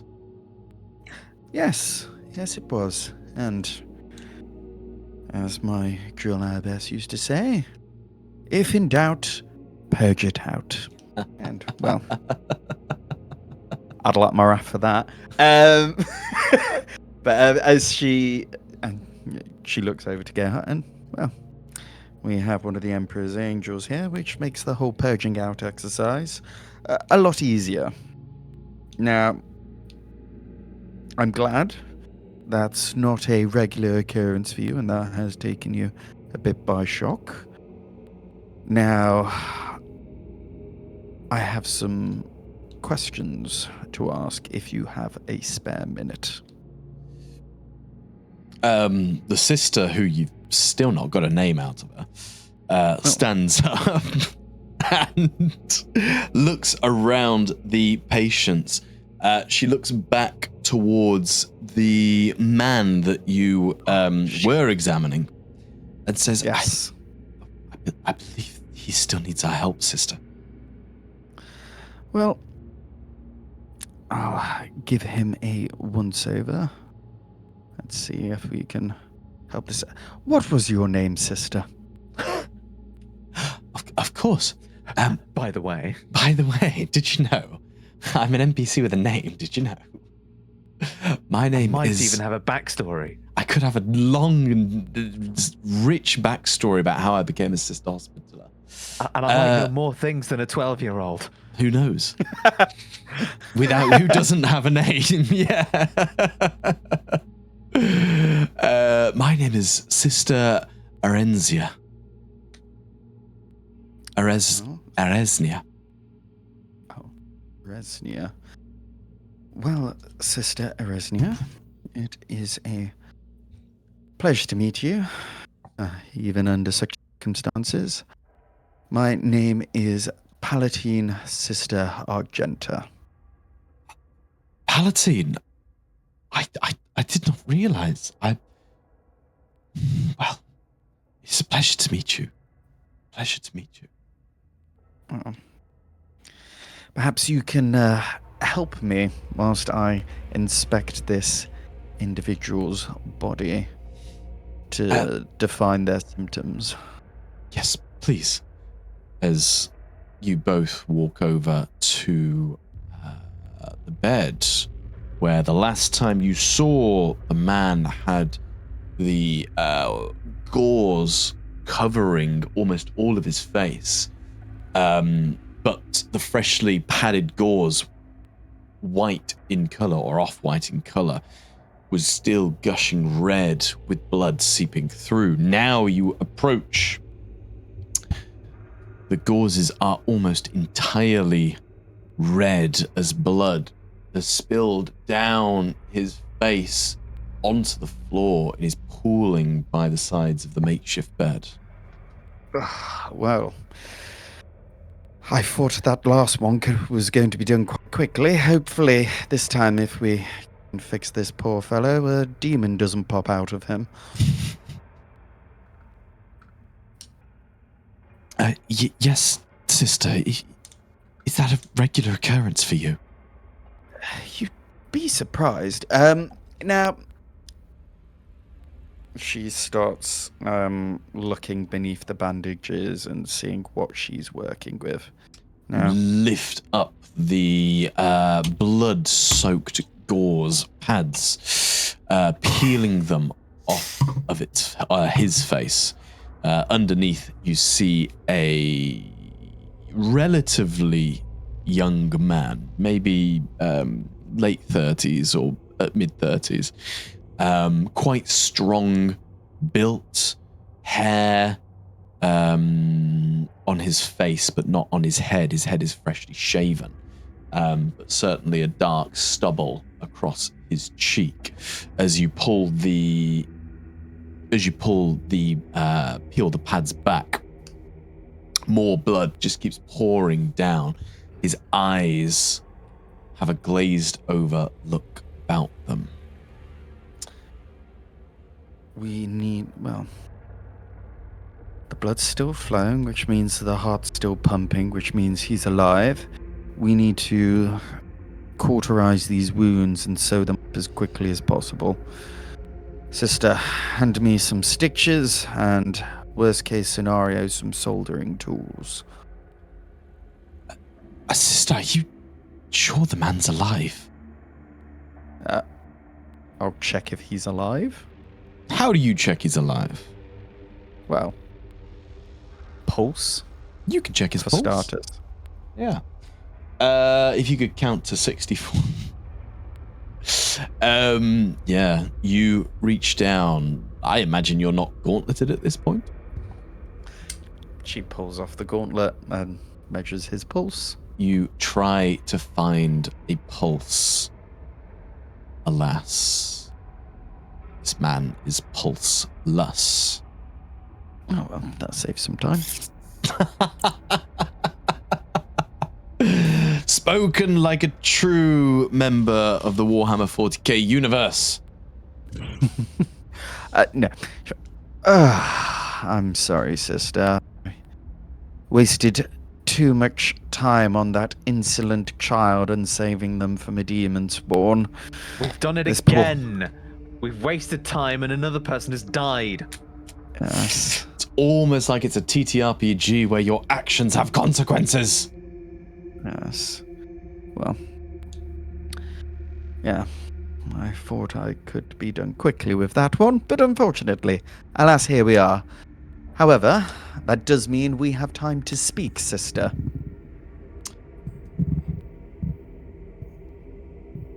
Okay. She's still staring down at the man.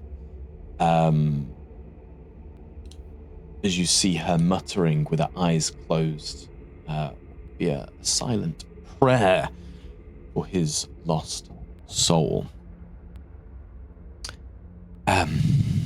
Yes, sister, of course.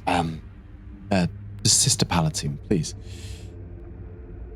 I believe the rest of the patients are as stable as they can be. How might I help you?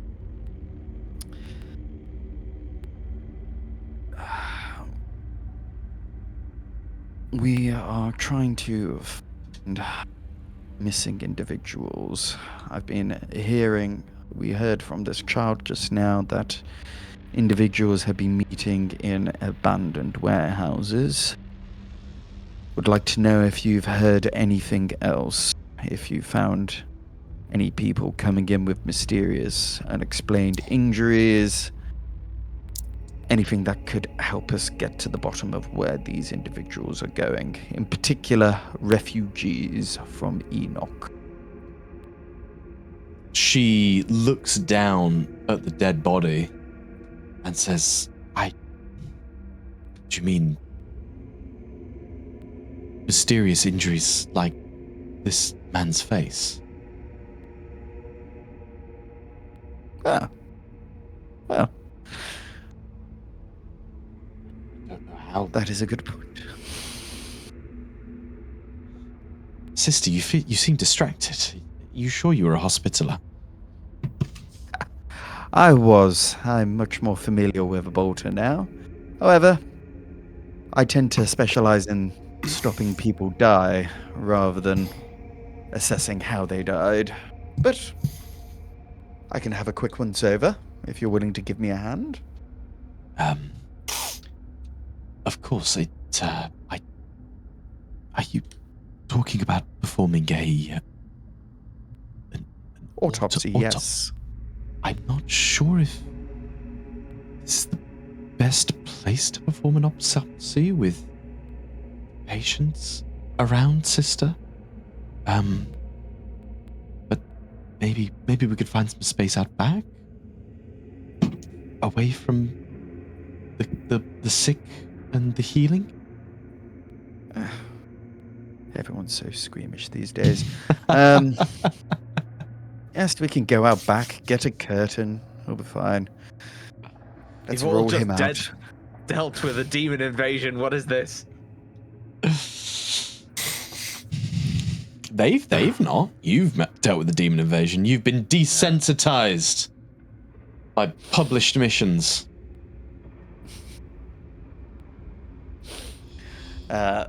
Argenta rolls the corpse out of the back of the tent, lifts up the back of the tent, and just pushes the body out. Fine. God. Feels like a corruption roll.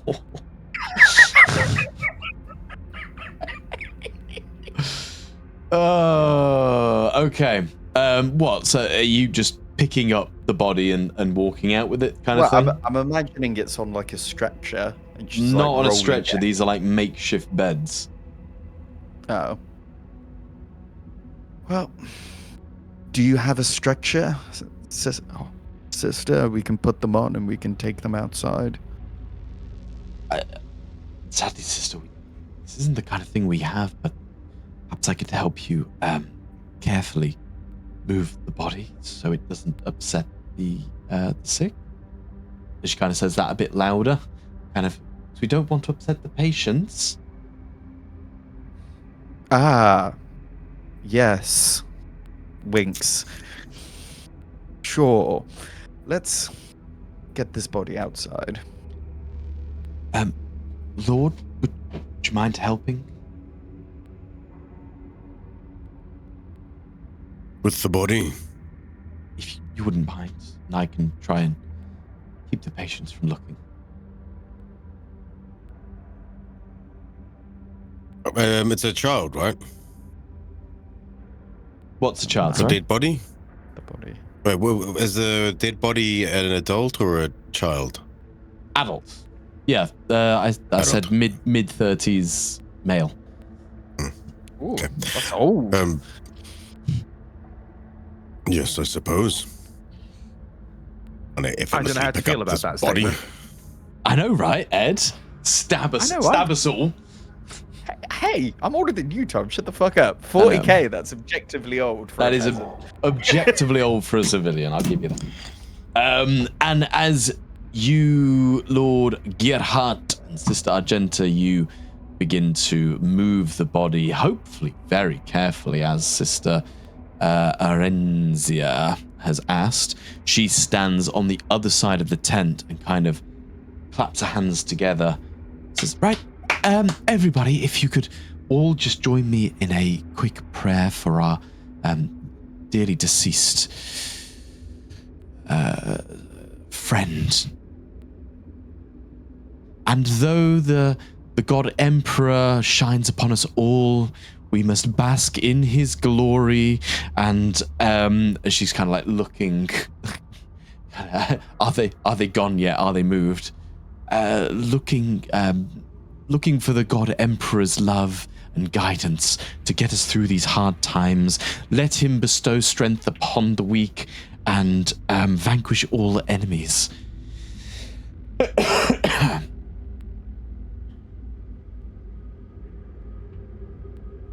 I feel like James has got no idea what I'm putting down right now.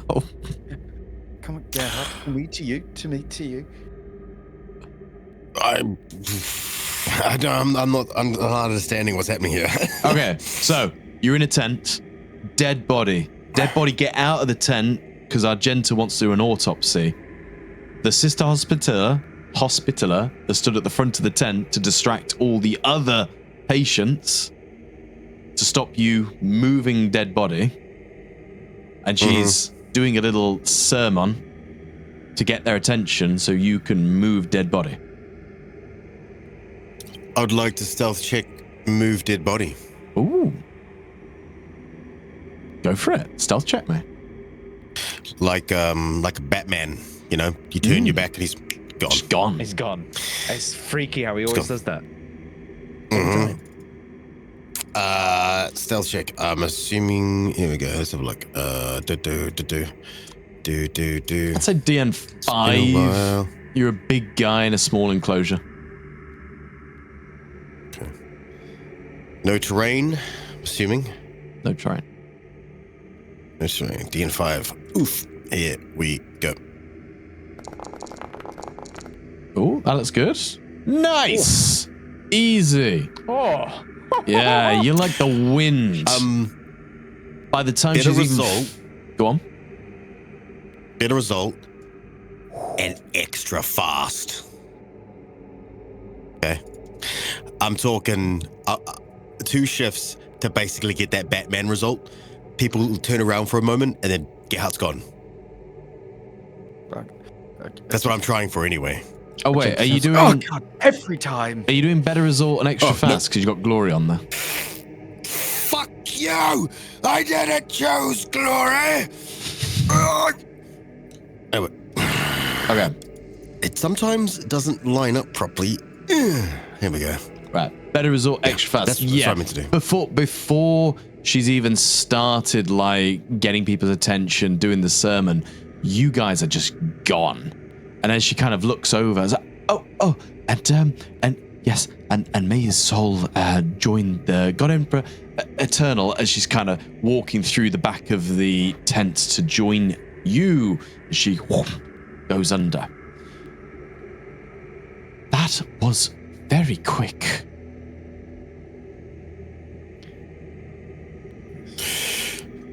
It was a good distraction. Thank you. Now, let us examine the body then, sister. Usually when he does that, bodies appear rather than disappear. Now. Yes, let's get a scalpel. Cool. So immediately before you even carve into this body, the face that is bleeding, the sister takes some more spoilt bandages and just tries to like move some of the blood away to get a view of the cut to its face. And as she does so, it kind of reveals these 3 large gouges that have been just ripped across his face down to the jugular. Would you say it looks like a claw gouge? Or a blade gouge? It looks quite jagged. So it could be blade. You know, you can get jagged blades. As in like serrated. 3. But it is 3 kind of scratch across the face, yeah. Cool. Can she tell if it was 3 at once or 3 separate slashes? I mean, they're fairly perpendicular to each other. Okay. So I can guess that it all happened at once. You could make that guess, yeah. Well, I guess, could I do some form of Medicaid check then to analyze if there's... Yeah. Sure. Let's see. Do you want to do a Medicare test to just cover the body, or are you wanting to specifically I'll cover pick the out body, something? try and get as much information out as possible. Okay. Give me a... it's going to be a DN6 Medicare test to kind of cover every part of the body. Cool. She's gonna... Now, sister, you going to help me with this? Yes, of course I will. Yes. Which will gain you something. Hang on.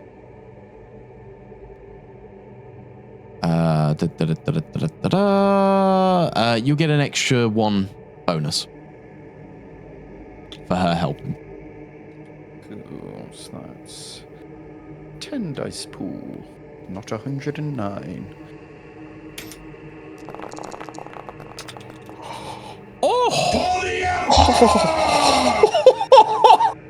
Holy smokes, Batman. Wow. Holy fuck!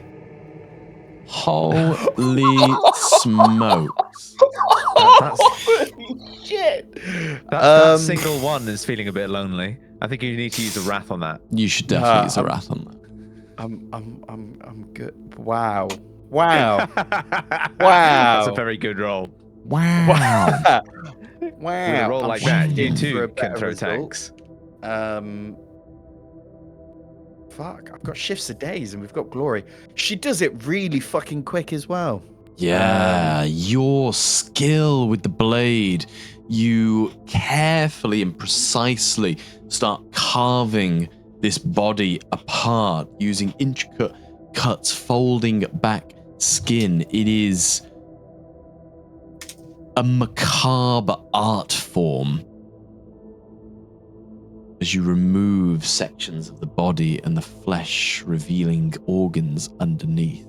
Yes, you do indeed see that the scratches, deep gouge scratches into this person's face, they are perpendicular. It's a very easy assumption to make that they were from a single strike of something claw-like.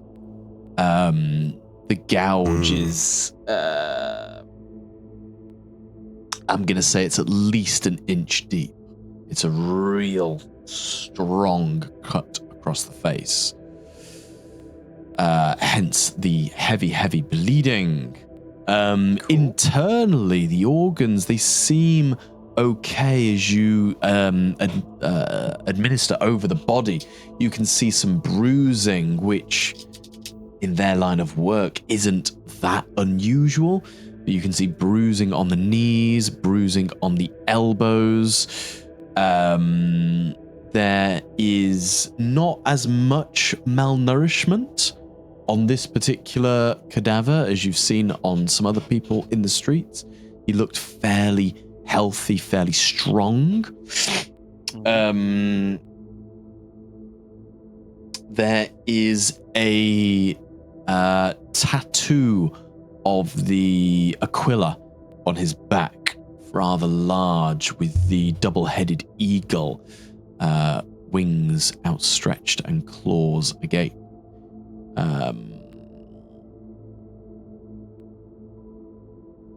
And it's over in a moment. Is there anything else that I can derive from this Aquila, as in, like, what particular regiment he's part of? Does he have anything like that? So I know if, say, he's part of a Tora Armis regiment, Enochian regiment, Ostia, or anything like that. You would know that just because someone has a tattoo of the Aquila on their back doesn't necessarily make them an Imperial Guard or a soldier or anything like that. That could just be sign of devotion to the Imperial cult.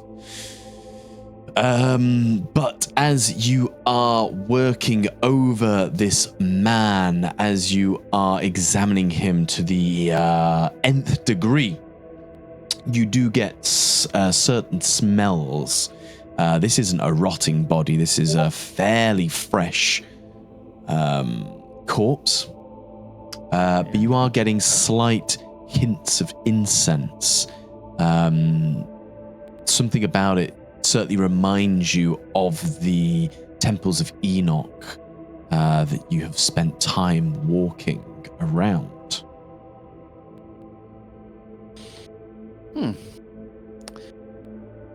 It appears that this body may be one of the individuals from Enoch. As you can see from the lacerations here, clearly a claw mark. As she holds him up, pinches some of the excess fat in his skin. It seems to be far less malnourished than any of the local populace. Perhaps he could be going somewhere else to be fed. Perhaps linked to that group that we spoke about earlier. This is a lot easier, I find, when they're not alive, in fact. Now, the Sister Hospitaller is, she's not looking queasy, but, you know, you can tell this is not something she's done very often, and seeing it done in such a way has almost expressed a sense of wonder and horror in her eyes. To have someone so deftly peel away what was just a living, breathing member of the Imperium.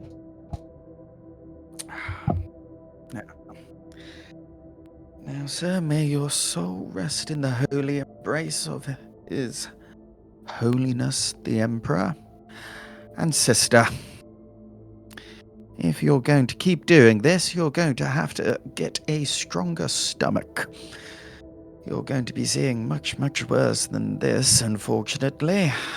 This system doesn't seem like it's seeing peace anytime soon. You Yes, of course, sister.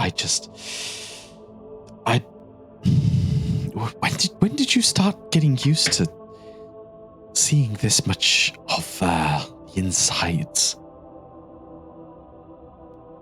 Well, I saw a fair bit when I was a hospitaler, but I saw a mighty amount more when I joined the Sisters of Battle.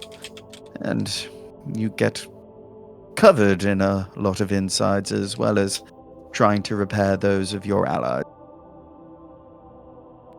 I see. The system is truly a cruel place. I pray for one day the light of the God Emperor would shine upon Gilead. We have missed his golden glow. Sister, the Emperor's glow is never lost. As long as you have faith in your heart, it's always there with you. You're right. No, you're right. I'm sorry, sister. I don't mean to sound like I despair. It's just when you see the people as they are, it can be hard to stomach. It is. That's why you have to be an example. You are their hope. If you lose it, everyone will. And then the whole system's fucked.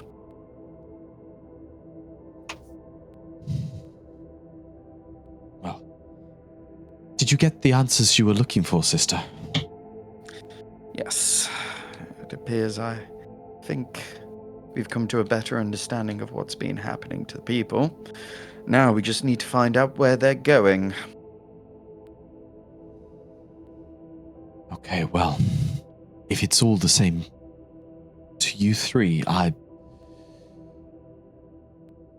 there's a new bed that's opened up in the tent, and there are many people who need our help. Well, sister, I'm looking to help many more people, including my friends here. So before we go, I've been running low on medical supplies. I'm going to need to requisition some to refill those that I have. She Here we go. looks at you. This is As if- something I feel like we've not done in a while. I know, right? She looks at you as if to say, I am drowning in dying people who all need my help. I'm given no assistance from anybody. And you want to take my finite resources. I feel like I can picture that expression. Yeah, can you picture that expression? It's kind of...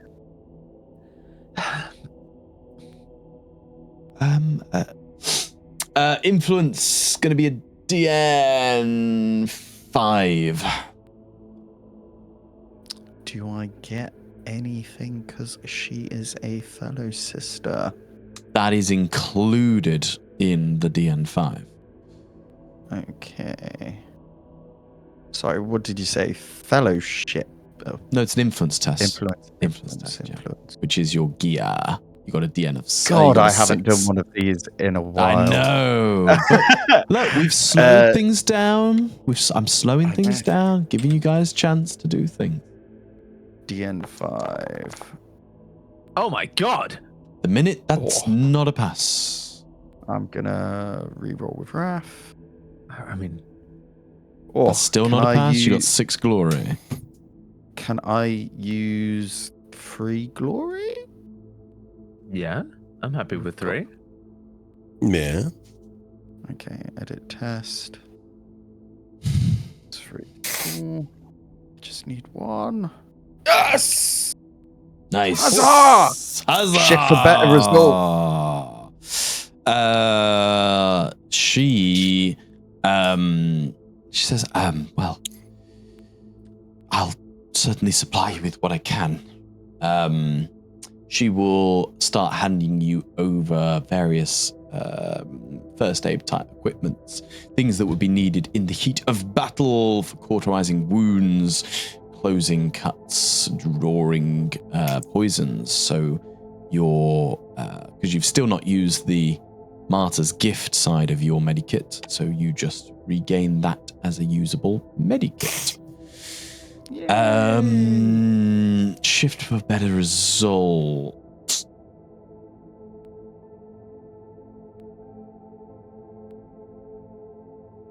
I don't know what are you fishing for with a better result? So she's refilled your medikit. You've got that. Maybe a stim. I mean, that's its own influence test if you're trying to get another thing. Perhaps extra medical supplies in case I roll a ruin on one of my medical checks. One free ruin? The first complication you get using the medikit will not have a complication effect. It'll still be a 1, but it won't have a complication effect. I'm just gonna... That is... Mwah. That Reliable. sounds like... Yeah, reliable. That sounds like a better result. Yes. That is... Mwah. Perfect. You have Martyr's Gift medikit reliable. Cool. Cool. Here you go, sister. Well, if we need to heal if I need to do some healing, hopefully it's not going to run out anytime soon. So, at ease, sister. Get to the rest of your valuable citizens, and we shall be on our way. Yes, Palatine, and good luck. I hope your endeavor is fruitful. May the Emperor bless you. And you too. Perhaps see if you can get a guardsman to protect your tent. Next time a demon spawn comes out of one of these victims, you might not be lucky enough for us to be around. I will keep an eye out for the symptoms, thank you. And then she sets off. Okay. And she'll relay all of this information back to the group. Yeah, I mean, Gerhardt, Paul, are you there? Were you there for the autopsy, or obviously Gerhardt took the body through? Like, what are you guys doing? Was the body taken out via the back of the tent or the front of the tent? Back of the tent. So Paul is not there. I would have been there. I would have dropped the body off and, be standing there, like watching what Sister Argenta's doing. There'd be no reason for me to go back. So I would have been there watching. Peel apart a human. Does Gerhardt have any emotions about that? He would, he's a defender of humanity, but death is very real. The emotions he would have in that moment would be that of death is part of life. This is a person he couldn't save, just like he couldn't save many because he can't be everywhere at once. So it'd be more like an acceptance and / indifference, because this is something he couldn't control. Okay. Cool. So you, I guess then you both head back towards Paul. You walk through the tent with the space that was recently emptied is now filled once again with someone who sat on the end of the bed, holding their arm in a, what's it called? In a makeshift sling. Thank you. And you walk out towards the front, finding Paul. Paul, while you've been waiting, is there anything in particular that you've been doing? You've had a bit of time stood outside the tent. Paul will have just... Okay, well, I guess there's a couple of things. He would probably cast his gaze around the crowd, see if there's anyone that sticks out. He probably would have looked at walls and such based on the information they've just received from the 12-year-old to see if there's like any posters or messages that may have gone out to see if like this group of clandestine people might be wanting to sort of gather to hand out foods again, if that's kind of come up. And then anytime anyone like approaches the tent to maybe sort of see if they can get aid of the hospitalers, or maybe the person that's just come in probably came in via the front door that Paul was next to. Paul probably would have given them a glance to see, well, is there anything untoward, or is there something like touched by the warp about them? Yeah. As they pass him to go into the tent. These are the kind of things, like the kind of vigilances that Paul will have tried to have done while he's out there. Yeah. And in terms of what you're seeing there, the comings and goings of the civilians in the streets, we are, although it says 5 p.m. on the timer, we're talking more about midday than that. So people are coming and going. You've got people who are potentially leaving shifts. Some of them are entering manufactorums where the black smog is filling the air from the chimneys. Others are entering the hab blocks. There's a big, diverse mix of humans wandering backwards and forwards. There's children, adolescents, there's elderly. There are very few, not elderly, there are adults. There are very few elderly about, very few at all. There's barely anyone over the age of 40. But within that diverse range of people, you see some large clumps of people who have completely shaved heads, others who are rather hairy with long disheveled hair that's clearly not been washed in months, still matted with dust and rubble. The walls have posters on them that they are, generally speaking, all Imperium propaganda. Work is the toil of the soul. Gain salvation through gain salvation and forgiveness through your hardships. These kinds of mottos on the posters. But this is the kind of thing that you're observing while you're out there. The person who came in who was holding his arm up in a sling, a young male, early 20s, his his clavicle is kind of twisted in an unusual position. Oof. But other than that, not looking like he's got rashes or plaguey or anything like that. Yeah. I look at it and try and mask the wince of anyone who's not trained medically might look at that kind of injury would do. Ooh. Yeah. Cool. And then your allies rejoin you.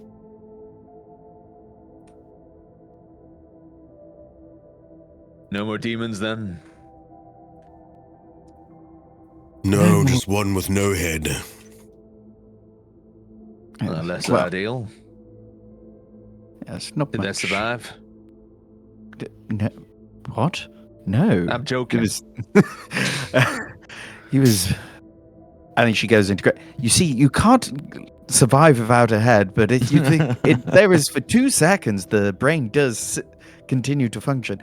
Did you know? You know what? I won't talk about chickens, but and then she goes into great detail about the corpse, the size of the gash wounds, how it's most likely from some form of creature rather than necessarily a weapon attack, mentioning how the body wasn't malnourished, it's clearly been fed. She can gets some sense that the person was from Enoch, so most likely one of the refugees, from the smell of incense on the corpse. And then she surmises, and I think this individual was one of the possible victims of the missing refugees, has all the telltale signs, but whatever is killing them is certainly not heretic or chaos. There would be much more disease within it. Bruises, cuts, nothing more than that. So, clearly some So form of the remorse. claw marks, they are from a creature? Or do you Yes. believe it to be Xenos? Well, yes, it must be some form of Xenos. Gene stealers. We've seen them before, and I'm pretty sure they had claws when we fought them. And were we not coming from Enoch at the time? Excellent deduction. And if any were gonna hide here in a city, it'd be that kind of Xenos. Otherwise, most Xenos stick out like a sore thumb. Don't you think? Yes. In a city? Well, that could raise mass panic. I don't know much about the gene stealers, but if they've been around for a while, this seems like quite the infestation we want to nip in the bud. Yes. Any Need to- infestation, really. We need to find out where they're having these meetings. Clearly, they're using food as bait to lure in their prey.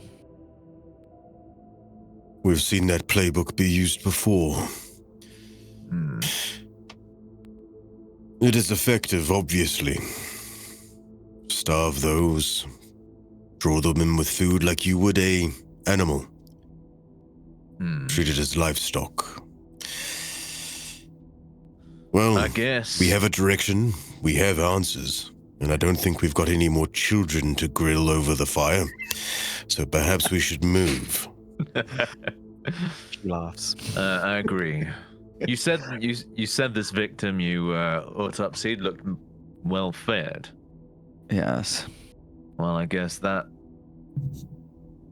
gives us an extra kind of person to keep an eye out for. Anyone who doesn't look malnourished seems like a good point of inquisition. Astute observation. Perhaps this overseer might inform us which of the refugees are looking well kept. And then we can follow them. Perhaps you with the People's Touch might be able to inquire and... Well, Gerhard could at least do that thing where he disappears. I would not claim I have the People's Touch, though I would have many of their sympathies.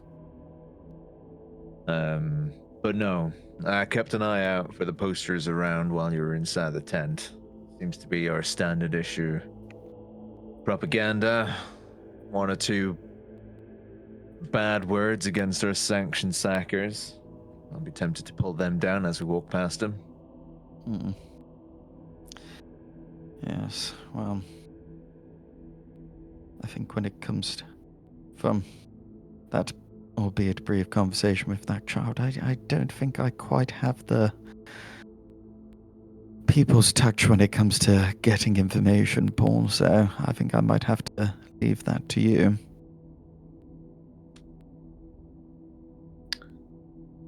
I can see what I can do.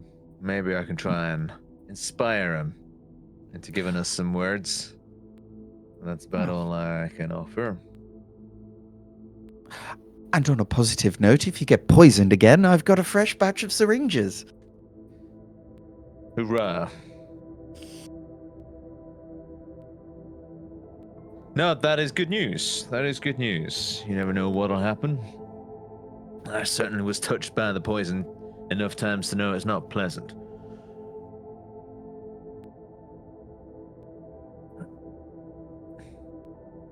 Let's see if we can find this hat block then. Kappa 9. I suppose Paul looks up at the buildings to see if he can see any like numbers against any of the buildings to sort of determine where Kappa 9 is.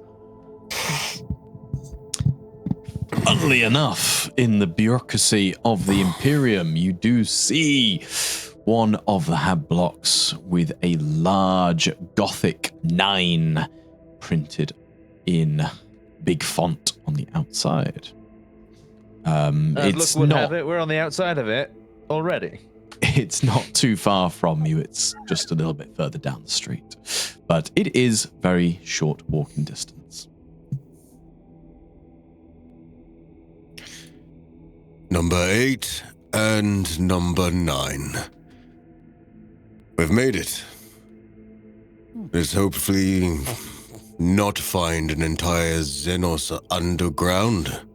If there is, we've dealt with worse. Yeah. You open the door and 12 gene stealers leap out at you to claw your face off. Enter combat. I knew it. I knew it. That damn sneaky GM. I'm not surprised in the least. Glad I we did knew not these get a weren't surprise children. round. Cool. But I imagine you all follow Gearhart and enter Hab Block Kappa 9. Yep. Correct. Fabulous. Inside the Hab Block, cramped pods stacked 50 high pulse with dying lumen strips. Pipes leak solvent into buckets, dripping. Drip, drip. The sound of desperation is overwhelming. Every face carries the same haunted look. They came here for salvation and received slavery. Incense hangs heavy in the air. A familiar scent of Enoch reaches your nostrils, Argenta. And coming from one of the larger bods, you can hear a bit of a commotion through the doors. What would you like to do as you walk through the Hab Block? Paul, Gerhardt, I can smell the incense of Enoch coming over in this direction. Perhaps we may find some refugees. I would be Sounds like a surprised if we good didn't. starting lead.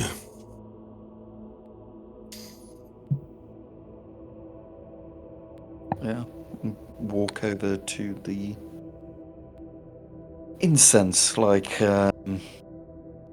Gooby-Doo following a tasty sandwich floating in the air on the of incense.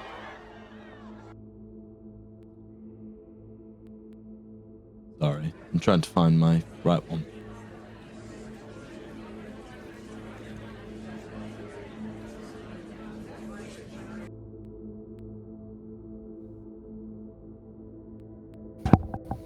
No, being gay.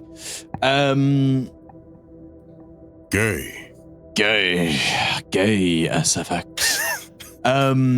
Gay. Right. Gay. You are so you've entered the Hab Block. You hear the commotion coming across from the larger Hab blocks. Did you say that you are looking to follow the scent of incense? Is that what you said? Yes. Oh yeah. You head further into the closely knit, wound Hab blocks itself, navigating through the narrow canyons and rusted metal. The lumen strips, they flicker like dying candles all around you. Some of the smaller Hab blocks are plunged into almost near darkness, with only faint candles flickering low down to the floor. You see a few gaunt-faced civilians holding said candles.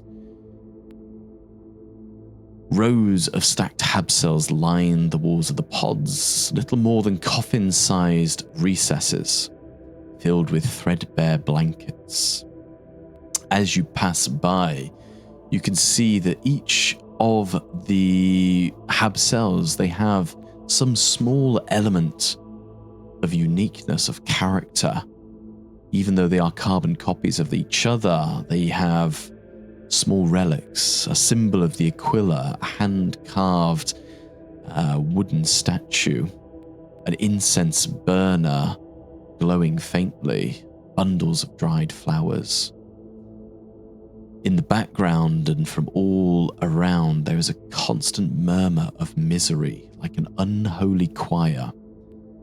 It reverberates around every room.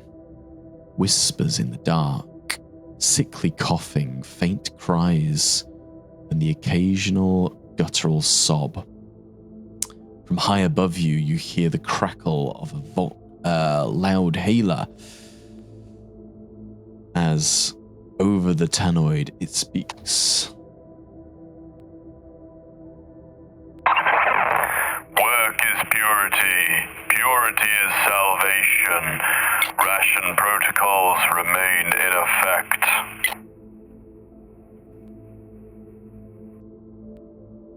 What would you like to do?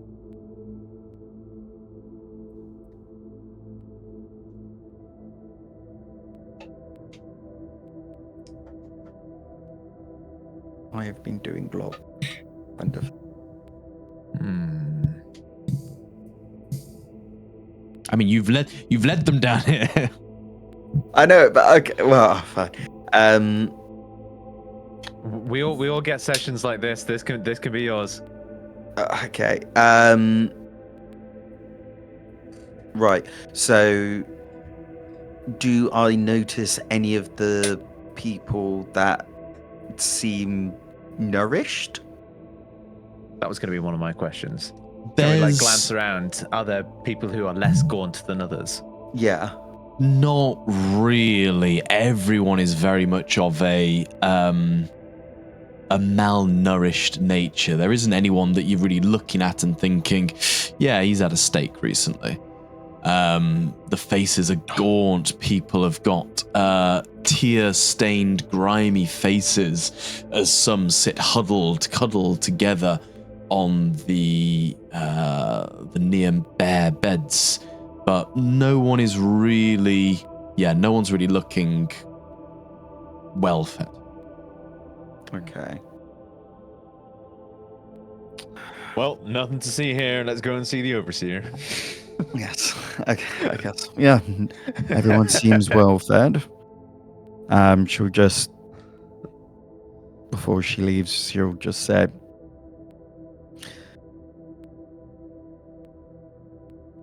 "Do not commiserate, fellow citizens of the Emperor." And then she starts reeling off her hymn. And then she's like, "Rah, rah, rah," for like a couple minutes, and then she goes, "And only in toil and struggle will we move forward and be lit up in the Holy Emperor's name." And then fucks off. You have a mixed reception to this sermon. There are what you do notice is at the end of your sermon, it's usually the people who have no hair, shaven heads, that are kind of, Aquila and doing little bows and kind of getting on their knees and kind of little sobs of, "Oh, God bless the Emperor, yes, bless the Emperor best." Whereas the ones with hair are more, they have a much deader look about their eyes. They are shell-shocked look, if you will. The ones with hair are more observant, silently. So bald people are happier in general. Good to know.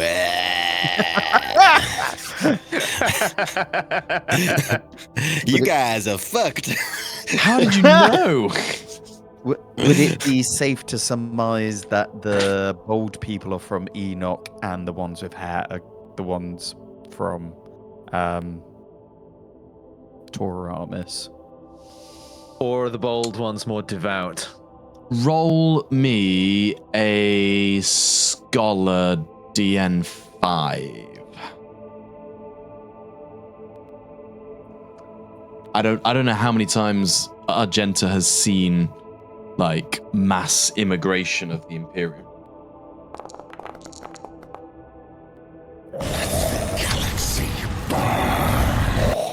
You don't know shit.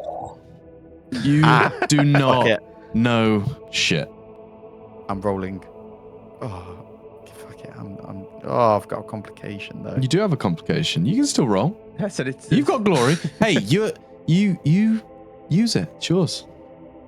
Fuck it. It's a gift. It's a gift from me to you. Hey, passes. Yeah. So you'd know that traditionally in the Imperium, when people are shipped around, it's generally protocol to kind of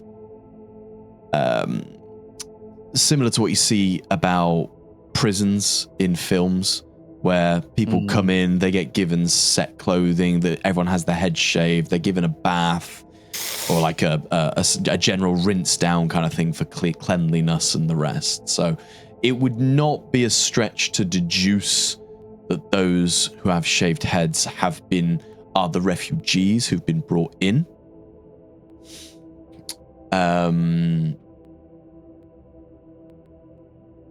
What's a fitting complication for this? Oh, please not another demon. Yeah, a demon rips through your butthole. I'm gonna say a fitting. So as you observe everyone, you're thinking back. It's a scholar check, so you're thinking. You're using your memory essentially. Seeing all these people with shaven heads, it reminds you of not your time in Gilead, but your time joining your own abbess, which takes you down a dark path as you relive some of the horror of what's happened to your friends, your family. You are reminded of the dark premonition where you saw your friend opening the door to the chaos cultists, allowing the wholesale slaughter of your order.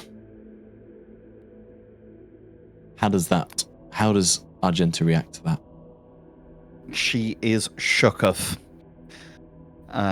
She's taken in that information, but instead of relaying to the group her assessment of what she thinks about the state, like how to identify the refugees and what to look out for, she's just kind of tuck up in that moment. She's fucking bitch, fucking kind of hyperventilating a little bit and in a completely different zone. Gerhardt, Paul, your ally seems to be struggling here.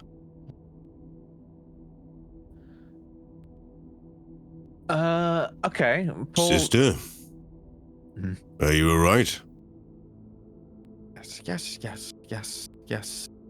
fine. Yes, fine. My faith is not shaken. It can't be shaken. My faith is resolute. The faith of my fellow sisters is always resolute. Sisters do not fall to corruption. They do not. They do not. No. Yes. I mean, yes. I'm fine. Yes. No. Yes. Yes. Are you sure? You seem a little out of sorts. It was just, seeing the refugees just, reminded me of home and how I, ended up on this journey. How I ended up in the Sisters of Battle. And how I left. Well, what did not remain of my fellow hospitalers. But yes, sorry. No, yes, I noticed something as well as them reminding me of the sisterhood and new initiates coming into our sisterhood. First thing we would do if they came off world would be to shave their heads. So clearly, the Enochian refugees are the bold ones. And another thing to take of note is if the targets are refugees from Enoch, none are in this room, but if we see any nourished or overly nourished, bold-headed individuals, we should definitely keep out an eye specifically for their comings and goings. Perhaps relay this to the Overseer. Look out for fat, bald people. Okay? Who are you calling a fat ball person? All of a sudden, Archdeacon, I'm sorry. I mean, where'd that hologram come from? Where did he come from? I'll have you know, I'm just big bones. To speak ill of my wages, heresy. How dare you, sir? The Nikion Sinion will have your head. No. The Archdeacon can't be a gene stealer. No, surely not. That would be a play. We're tickling on tier 5 campaign here. Something to look forward to. Something to look forward to.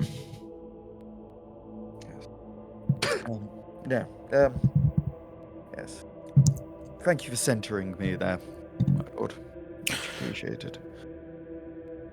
That's fine. We have not been without a break since our incursion with the demons and the things we saw, the things we did, the things we were forced to do. We have not had time to decompress. And no matter who you are, sister, a brother, a psyker, we all need some time to meditate, to recenter ourselves, and we have not done so yet. So, if you need a bit of a guiding hand, you'll have one at your side.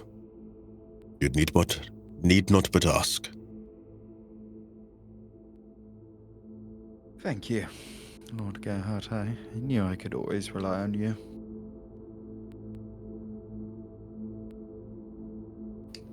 That goes double for me. No as problem. Well. And you too, Paul. I'm sorry about the whole eye thing. I'm really trying. I just there's a lot to unpack for me. I'm sorry. That's all right. I mean, it's not entirely wrong. There are some psychers with a third eye, but that is the vast minority. I know, right? No, sorry. I read a book. I mean, yeah, some of these rumors do have a habit of getting blown out of proportions. It's worth remembering that. Now, idle chatter is good. Sorry. Keeps the mind away from the darker memories. But I suppose we've got someone to look for.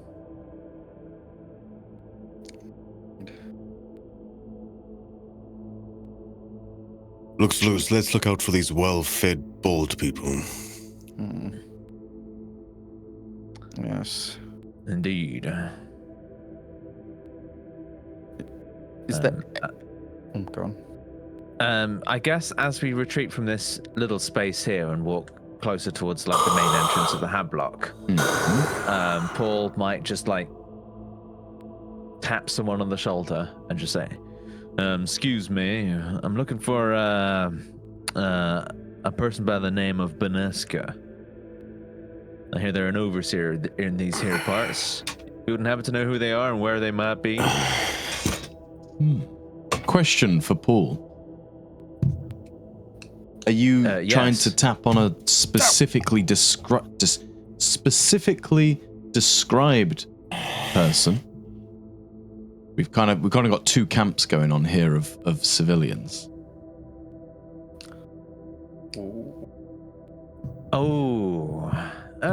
This would kind of be on the walk back. Maybe one of the more switched on individuals rather than the ones that look like shell shocked. So he might... the bold ones. Yeah. The bold, skinny ones, the ones that we can trust. Not the ones who've got like scrubby hair. Yeah. Okay. So you draw the attention of one of the civilians. It's a middle-aged woman, skin shaved head, thin as always, but with a gentle face. And you ask her about Overseer Benesca, and she says, the Overseer, I think she's just back that way. She'll be in the Entertainum Porphyrium. She usually tries to win some of the gambling on a day like this. She'll be back there. If you follow the sounds of the noise, you'll get to her. All right. Thank you very much. The Emperor protects. And he low walks bow off in the vague direction of where she described. Cool. I imagine everyone follows. Yeah. Wonderful. You all walk through, following the commotion as the sound gets louder. The closer you get to it. No, it's still not working. Yay! Super gay. This'll just have to do. You push through the door and then inside the larger pod. You see a lumen strip hanging above, piercing through a thick smog of low smoke. As the door opens, the scent of incense mingles with the harsh bitterness of the tobacco in a nauseating way. The room teems with bodies, young and old, or adolescent and older. In the center of the room, a bare metal table. Two civilians sat across from each other, mid-arm wrestle. Just as you enter the room, the woman with her back to you slams the opponent's hand, bang, down onto the table as the admiring throng let out a mixture of triumph and anguish.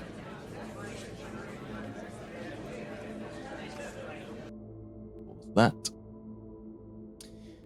As the winner, the woman sits back in her chair. She has a strong and healthy look about her, a woman in the prime of her youth. She sits back with a large smile, lifting a glass of Amasec to her mouth. Oh, muscle mummy. Hey. How's it going? Oh wait, but she's well fed and got hair, so she doesn't fit the bill. Oh.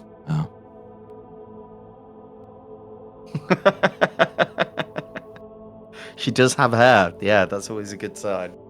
She ain't no gene stealer. But yeah. I like how even in 40k they have the midriff. Oh yeah. The Oh, yeah, man. tactical armor. Nothing could Gonna possibly show off that penetrate belly. that. But yeah, she sits back and smiles. She takes a big swig of Amasek, the golden liquid dripping down her throat. And as you enter the room, the admiring fans all begin to hush as the woman looks back on her chair and looks towards you all.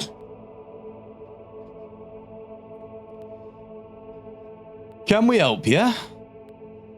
Can we help you?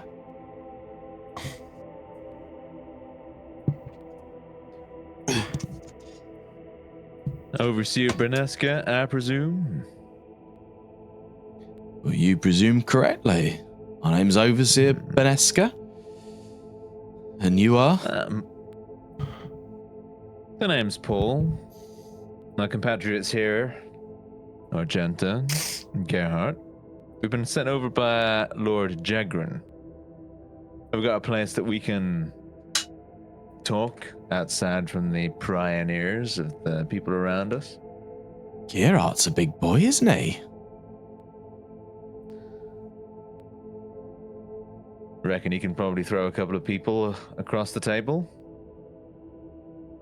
I bet he could throw me across the table as well. Ooh!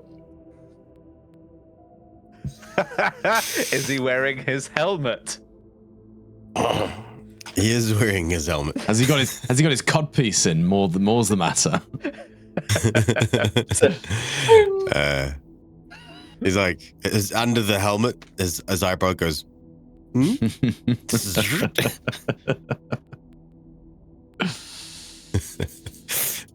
Might need to get. I would more prefer to talk at this time. We have some questions. Yeah? Questions about what? What's wrong?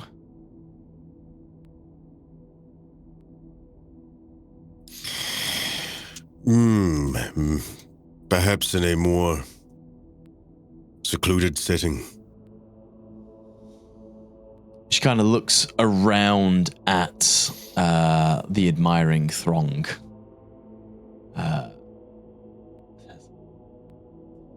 Well, sorry, boys.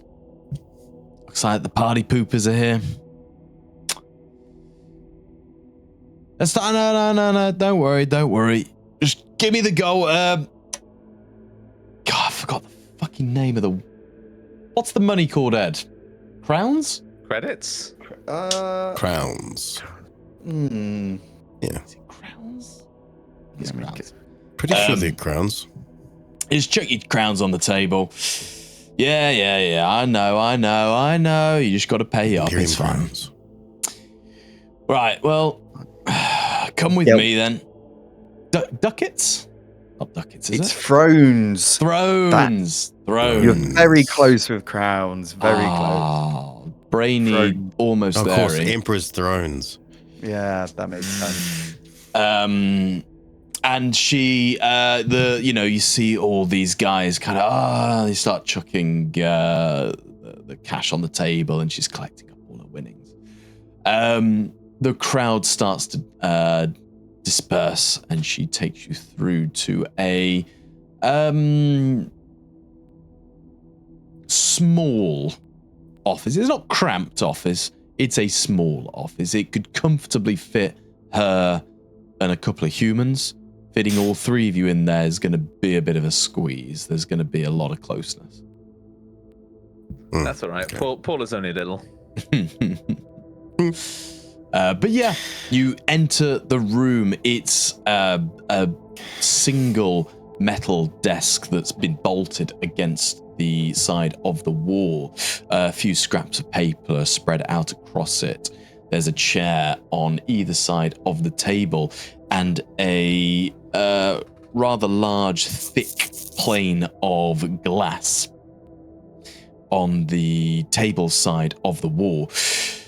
She runs the shutters as these metal plates just cover up the window, and the lumen flickers above you. Well, you look like you're on official business. What's up?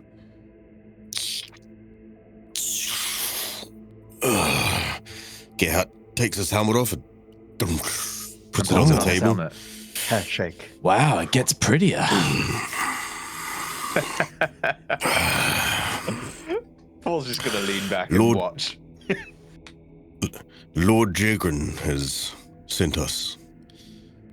Oh. Him obviously. You're here about the disappearances then, aren't you?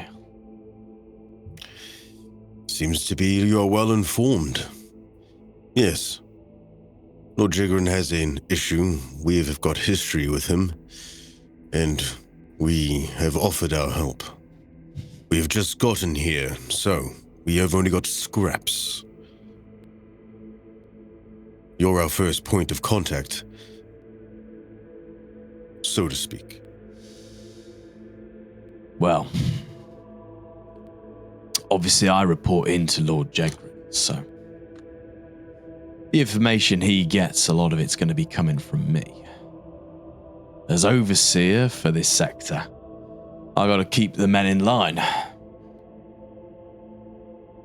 But I won't lie to you, this place is mad.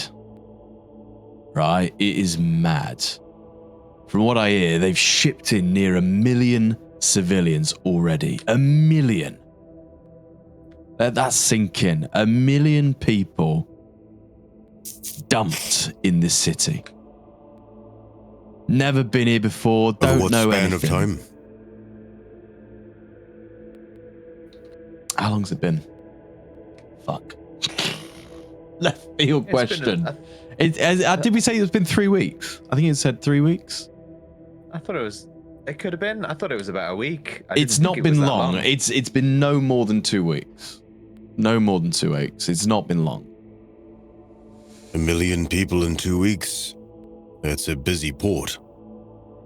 Exactly. Now, how, for throne's sake, is anyone meant to make any sense out of it? Yeah, the worst part is that number barely scratches the surface of what they need. Those up in the spire, well, they're pushing to get the factories to 100% efficiency, but we barely got the manpower to get a quarter of the city up and running. Like I said, it's madness what they're doing.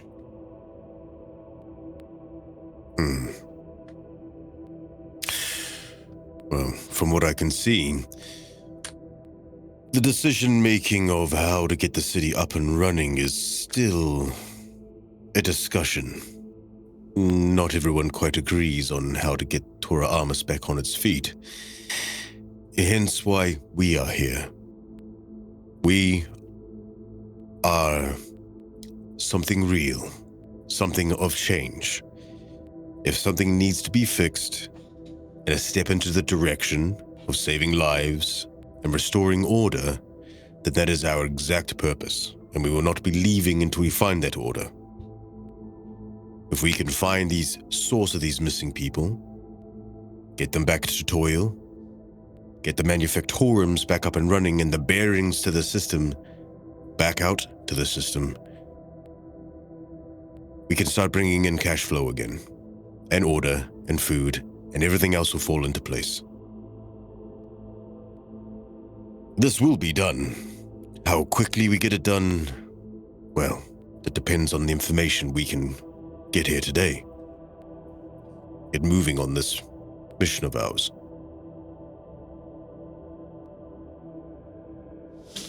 Well, to start with, the immigrants that they've shipped in, they haven't got a clue about the city. Most of them don't know their arse from their fucking elbow. A lot of the ones I saw here, they were practically half-starved. Caught some of them eating all kinds of things that lights out. Of course, with how many people have rocked up, orders are to shoot on sight the deserters. Now,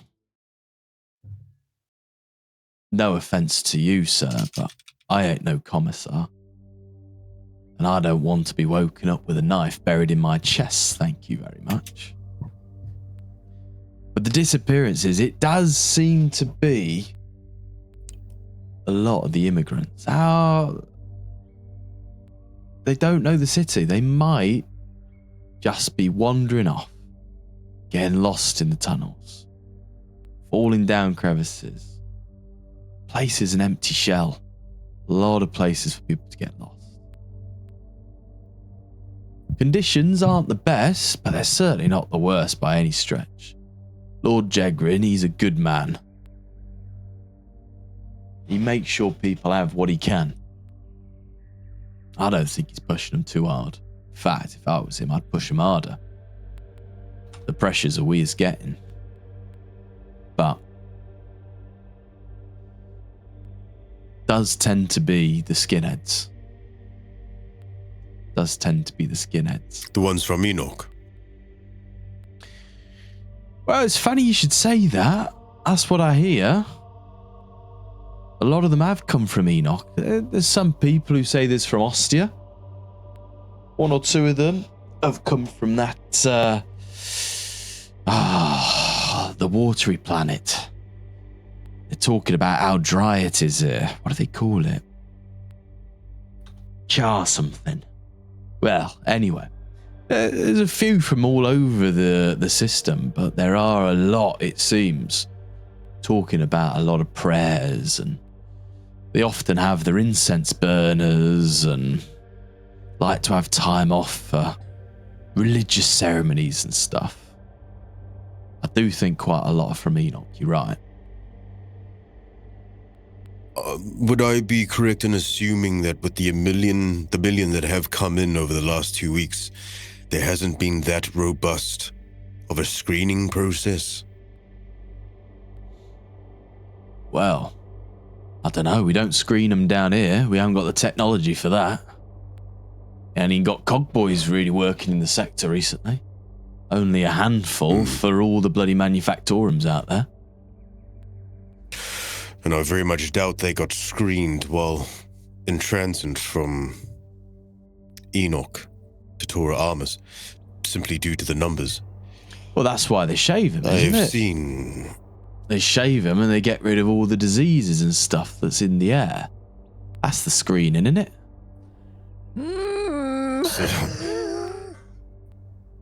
Not long ago, we came across something that's not quite a disease. And it's not something you'd be able to quickly get rid of by shaving one's head. We happened across an infestation of the Xenos variety. Xenos? Creatures that could mimic Xenos. Yes, that is correct. That could mimic humans. Look like them, talk like them, move like them. You wouldn't know who they were until it was too late. Simply missed due to screening issues, or lack thereof. Just sounds familiar to me. Lack of screening, people going missing. I'm not saying this is the exact same thing, but I am getting parallels, or at least drawing some of them. Is there anything like that?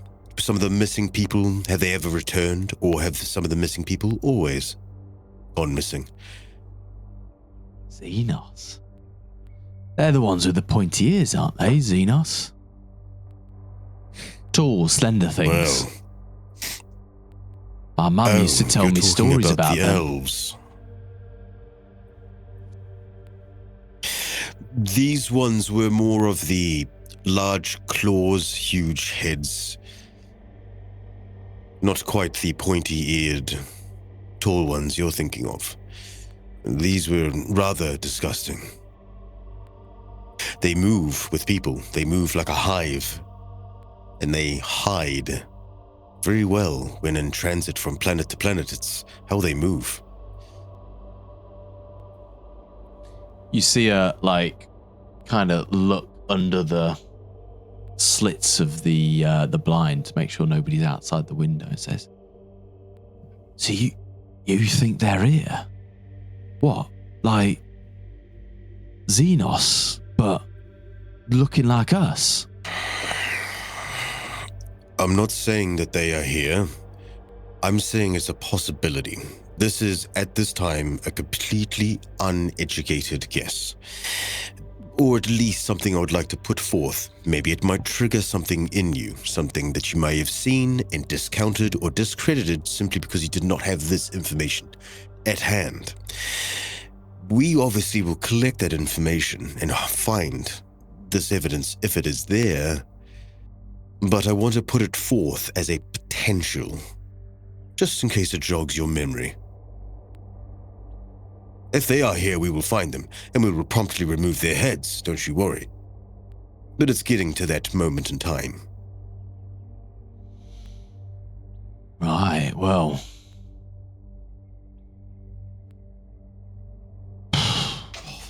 As she sits back in a chair, kind of letting out a big sigh.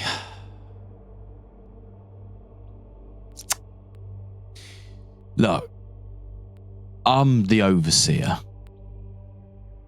I oversee what's going on. So rumors is all I've got, right? It's likely Bring them all. latrine gossip, but I do hear some things. No matter how ridiculous, we want to hear it. And that is where we'll end tonight's session.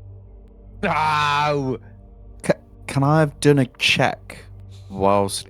No, because I said end session. What do you But want to do? what if we also told her about the the No, bald not- fat guys? Not that bit. I just wanted to... I didn't want to... It was when Gerhardt was telling her about Xenos. Uh-huh. I wanted to check what her reaction was. And when she started saying, "Oh, the pointy ones," to basically kind of, is she bullshitting that that's the only Xenos that she knows? Because now Argenta's a little sus how she's so hench. Where's she getting these nutrients from? She could just be in a position of privilege She thick, as an mama. overseer. She thick. That's Yeah, you can roll both. me an insight test if you want. Be DN3. she wants her to be a muscle mommy. But Oh, Argenta likes that, does she? yeah, maybe she does. Maybe she Oh does. my god, it's a competition with Gerhardt. Mm. I have no idea. No, if she'll Gerhardt's never act interested. on it. She's one of those. This she's is the church. she's no. she's She a has to be closet. closeted. Oh, You could not get any more ecclesiarchy than that. Yeah, I mean, with a 5, like, you can tell absolutely the face she made was of a genuine shock and surprise. It is not uncommon, as she mentioned, that people to know about the Eldari more as like what would be like how we describe the boogeymen. You know, it's like a way to frighten children into being good. You know, you can talk about the Eldari or like the pointy ears and the Xenos. What you were describing in terms of clawed monstrosities, things that can walk among us, was a total unknown. Anathema? A total unknown to her. Oh, look at you, Tom. I don't think That's I've used a that big word. old word. I don't think I used that correctly. Is anathema something she's no idea about? It's something you don't like? It's a cool word, though. That's a fucking dope ass word. Something or someone that oh no, it's vehemently dislikes, so it's not anathema. It's just something that she's just. I mean, she doesn't like the sound of it, but she's no idea what you're about. What Paul used to be for Argenta. Yeah. Paul used to be an anathema to Argenta. So yeah, there you go. Well, I mean, yeah. now he's just tolerated. I didn't think she would know, but And it may not even be the issue. Yeah. But you never know. By even just mentioning it might trigger something like, you know what? Thinking about it, something I did see that I just brushed off because I would have didn't put those two together. Maybe it's not not them at all. But Who knows? God, it seems similar. You know, Yeah, it does we've seen seem it very before. similar. Shifting humans from planet to planet, and these things, that's what they hunt for. They hunt for people moving from planet to planet so they can actually spread their little fucking disease. Them. Yeah. And with that, we're going to say bye-bye, stream. Bye-bye, Bye, stream.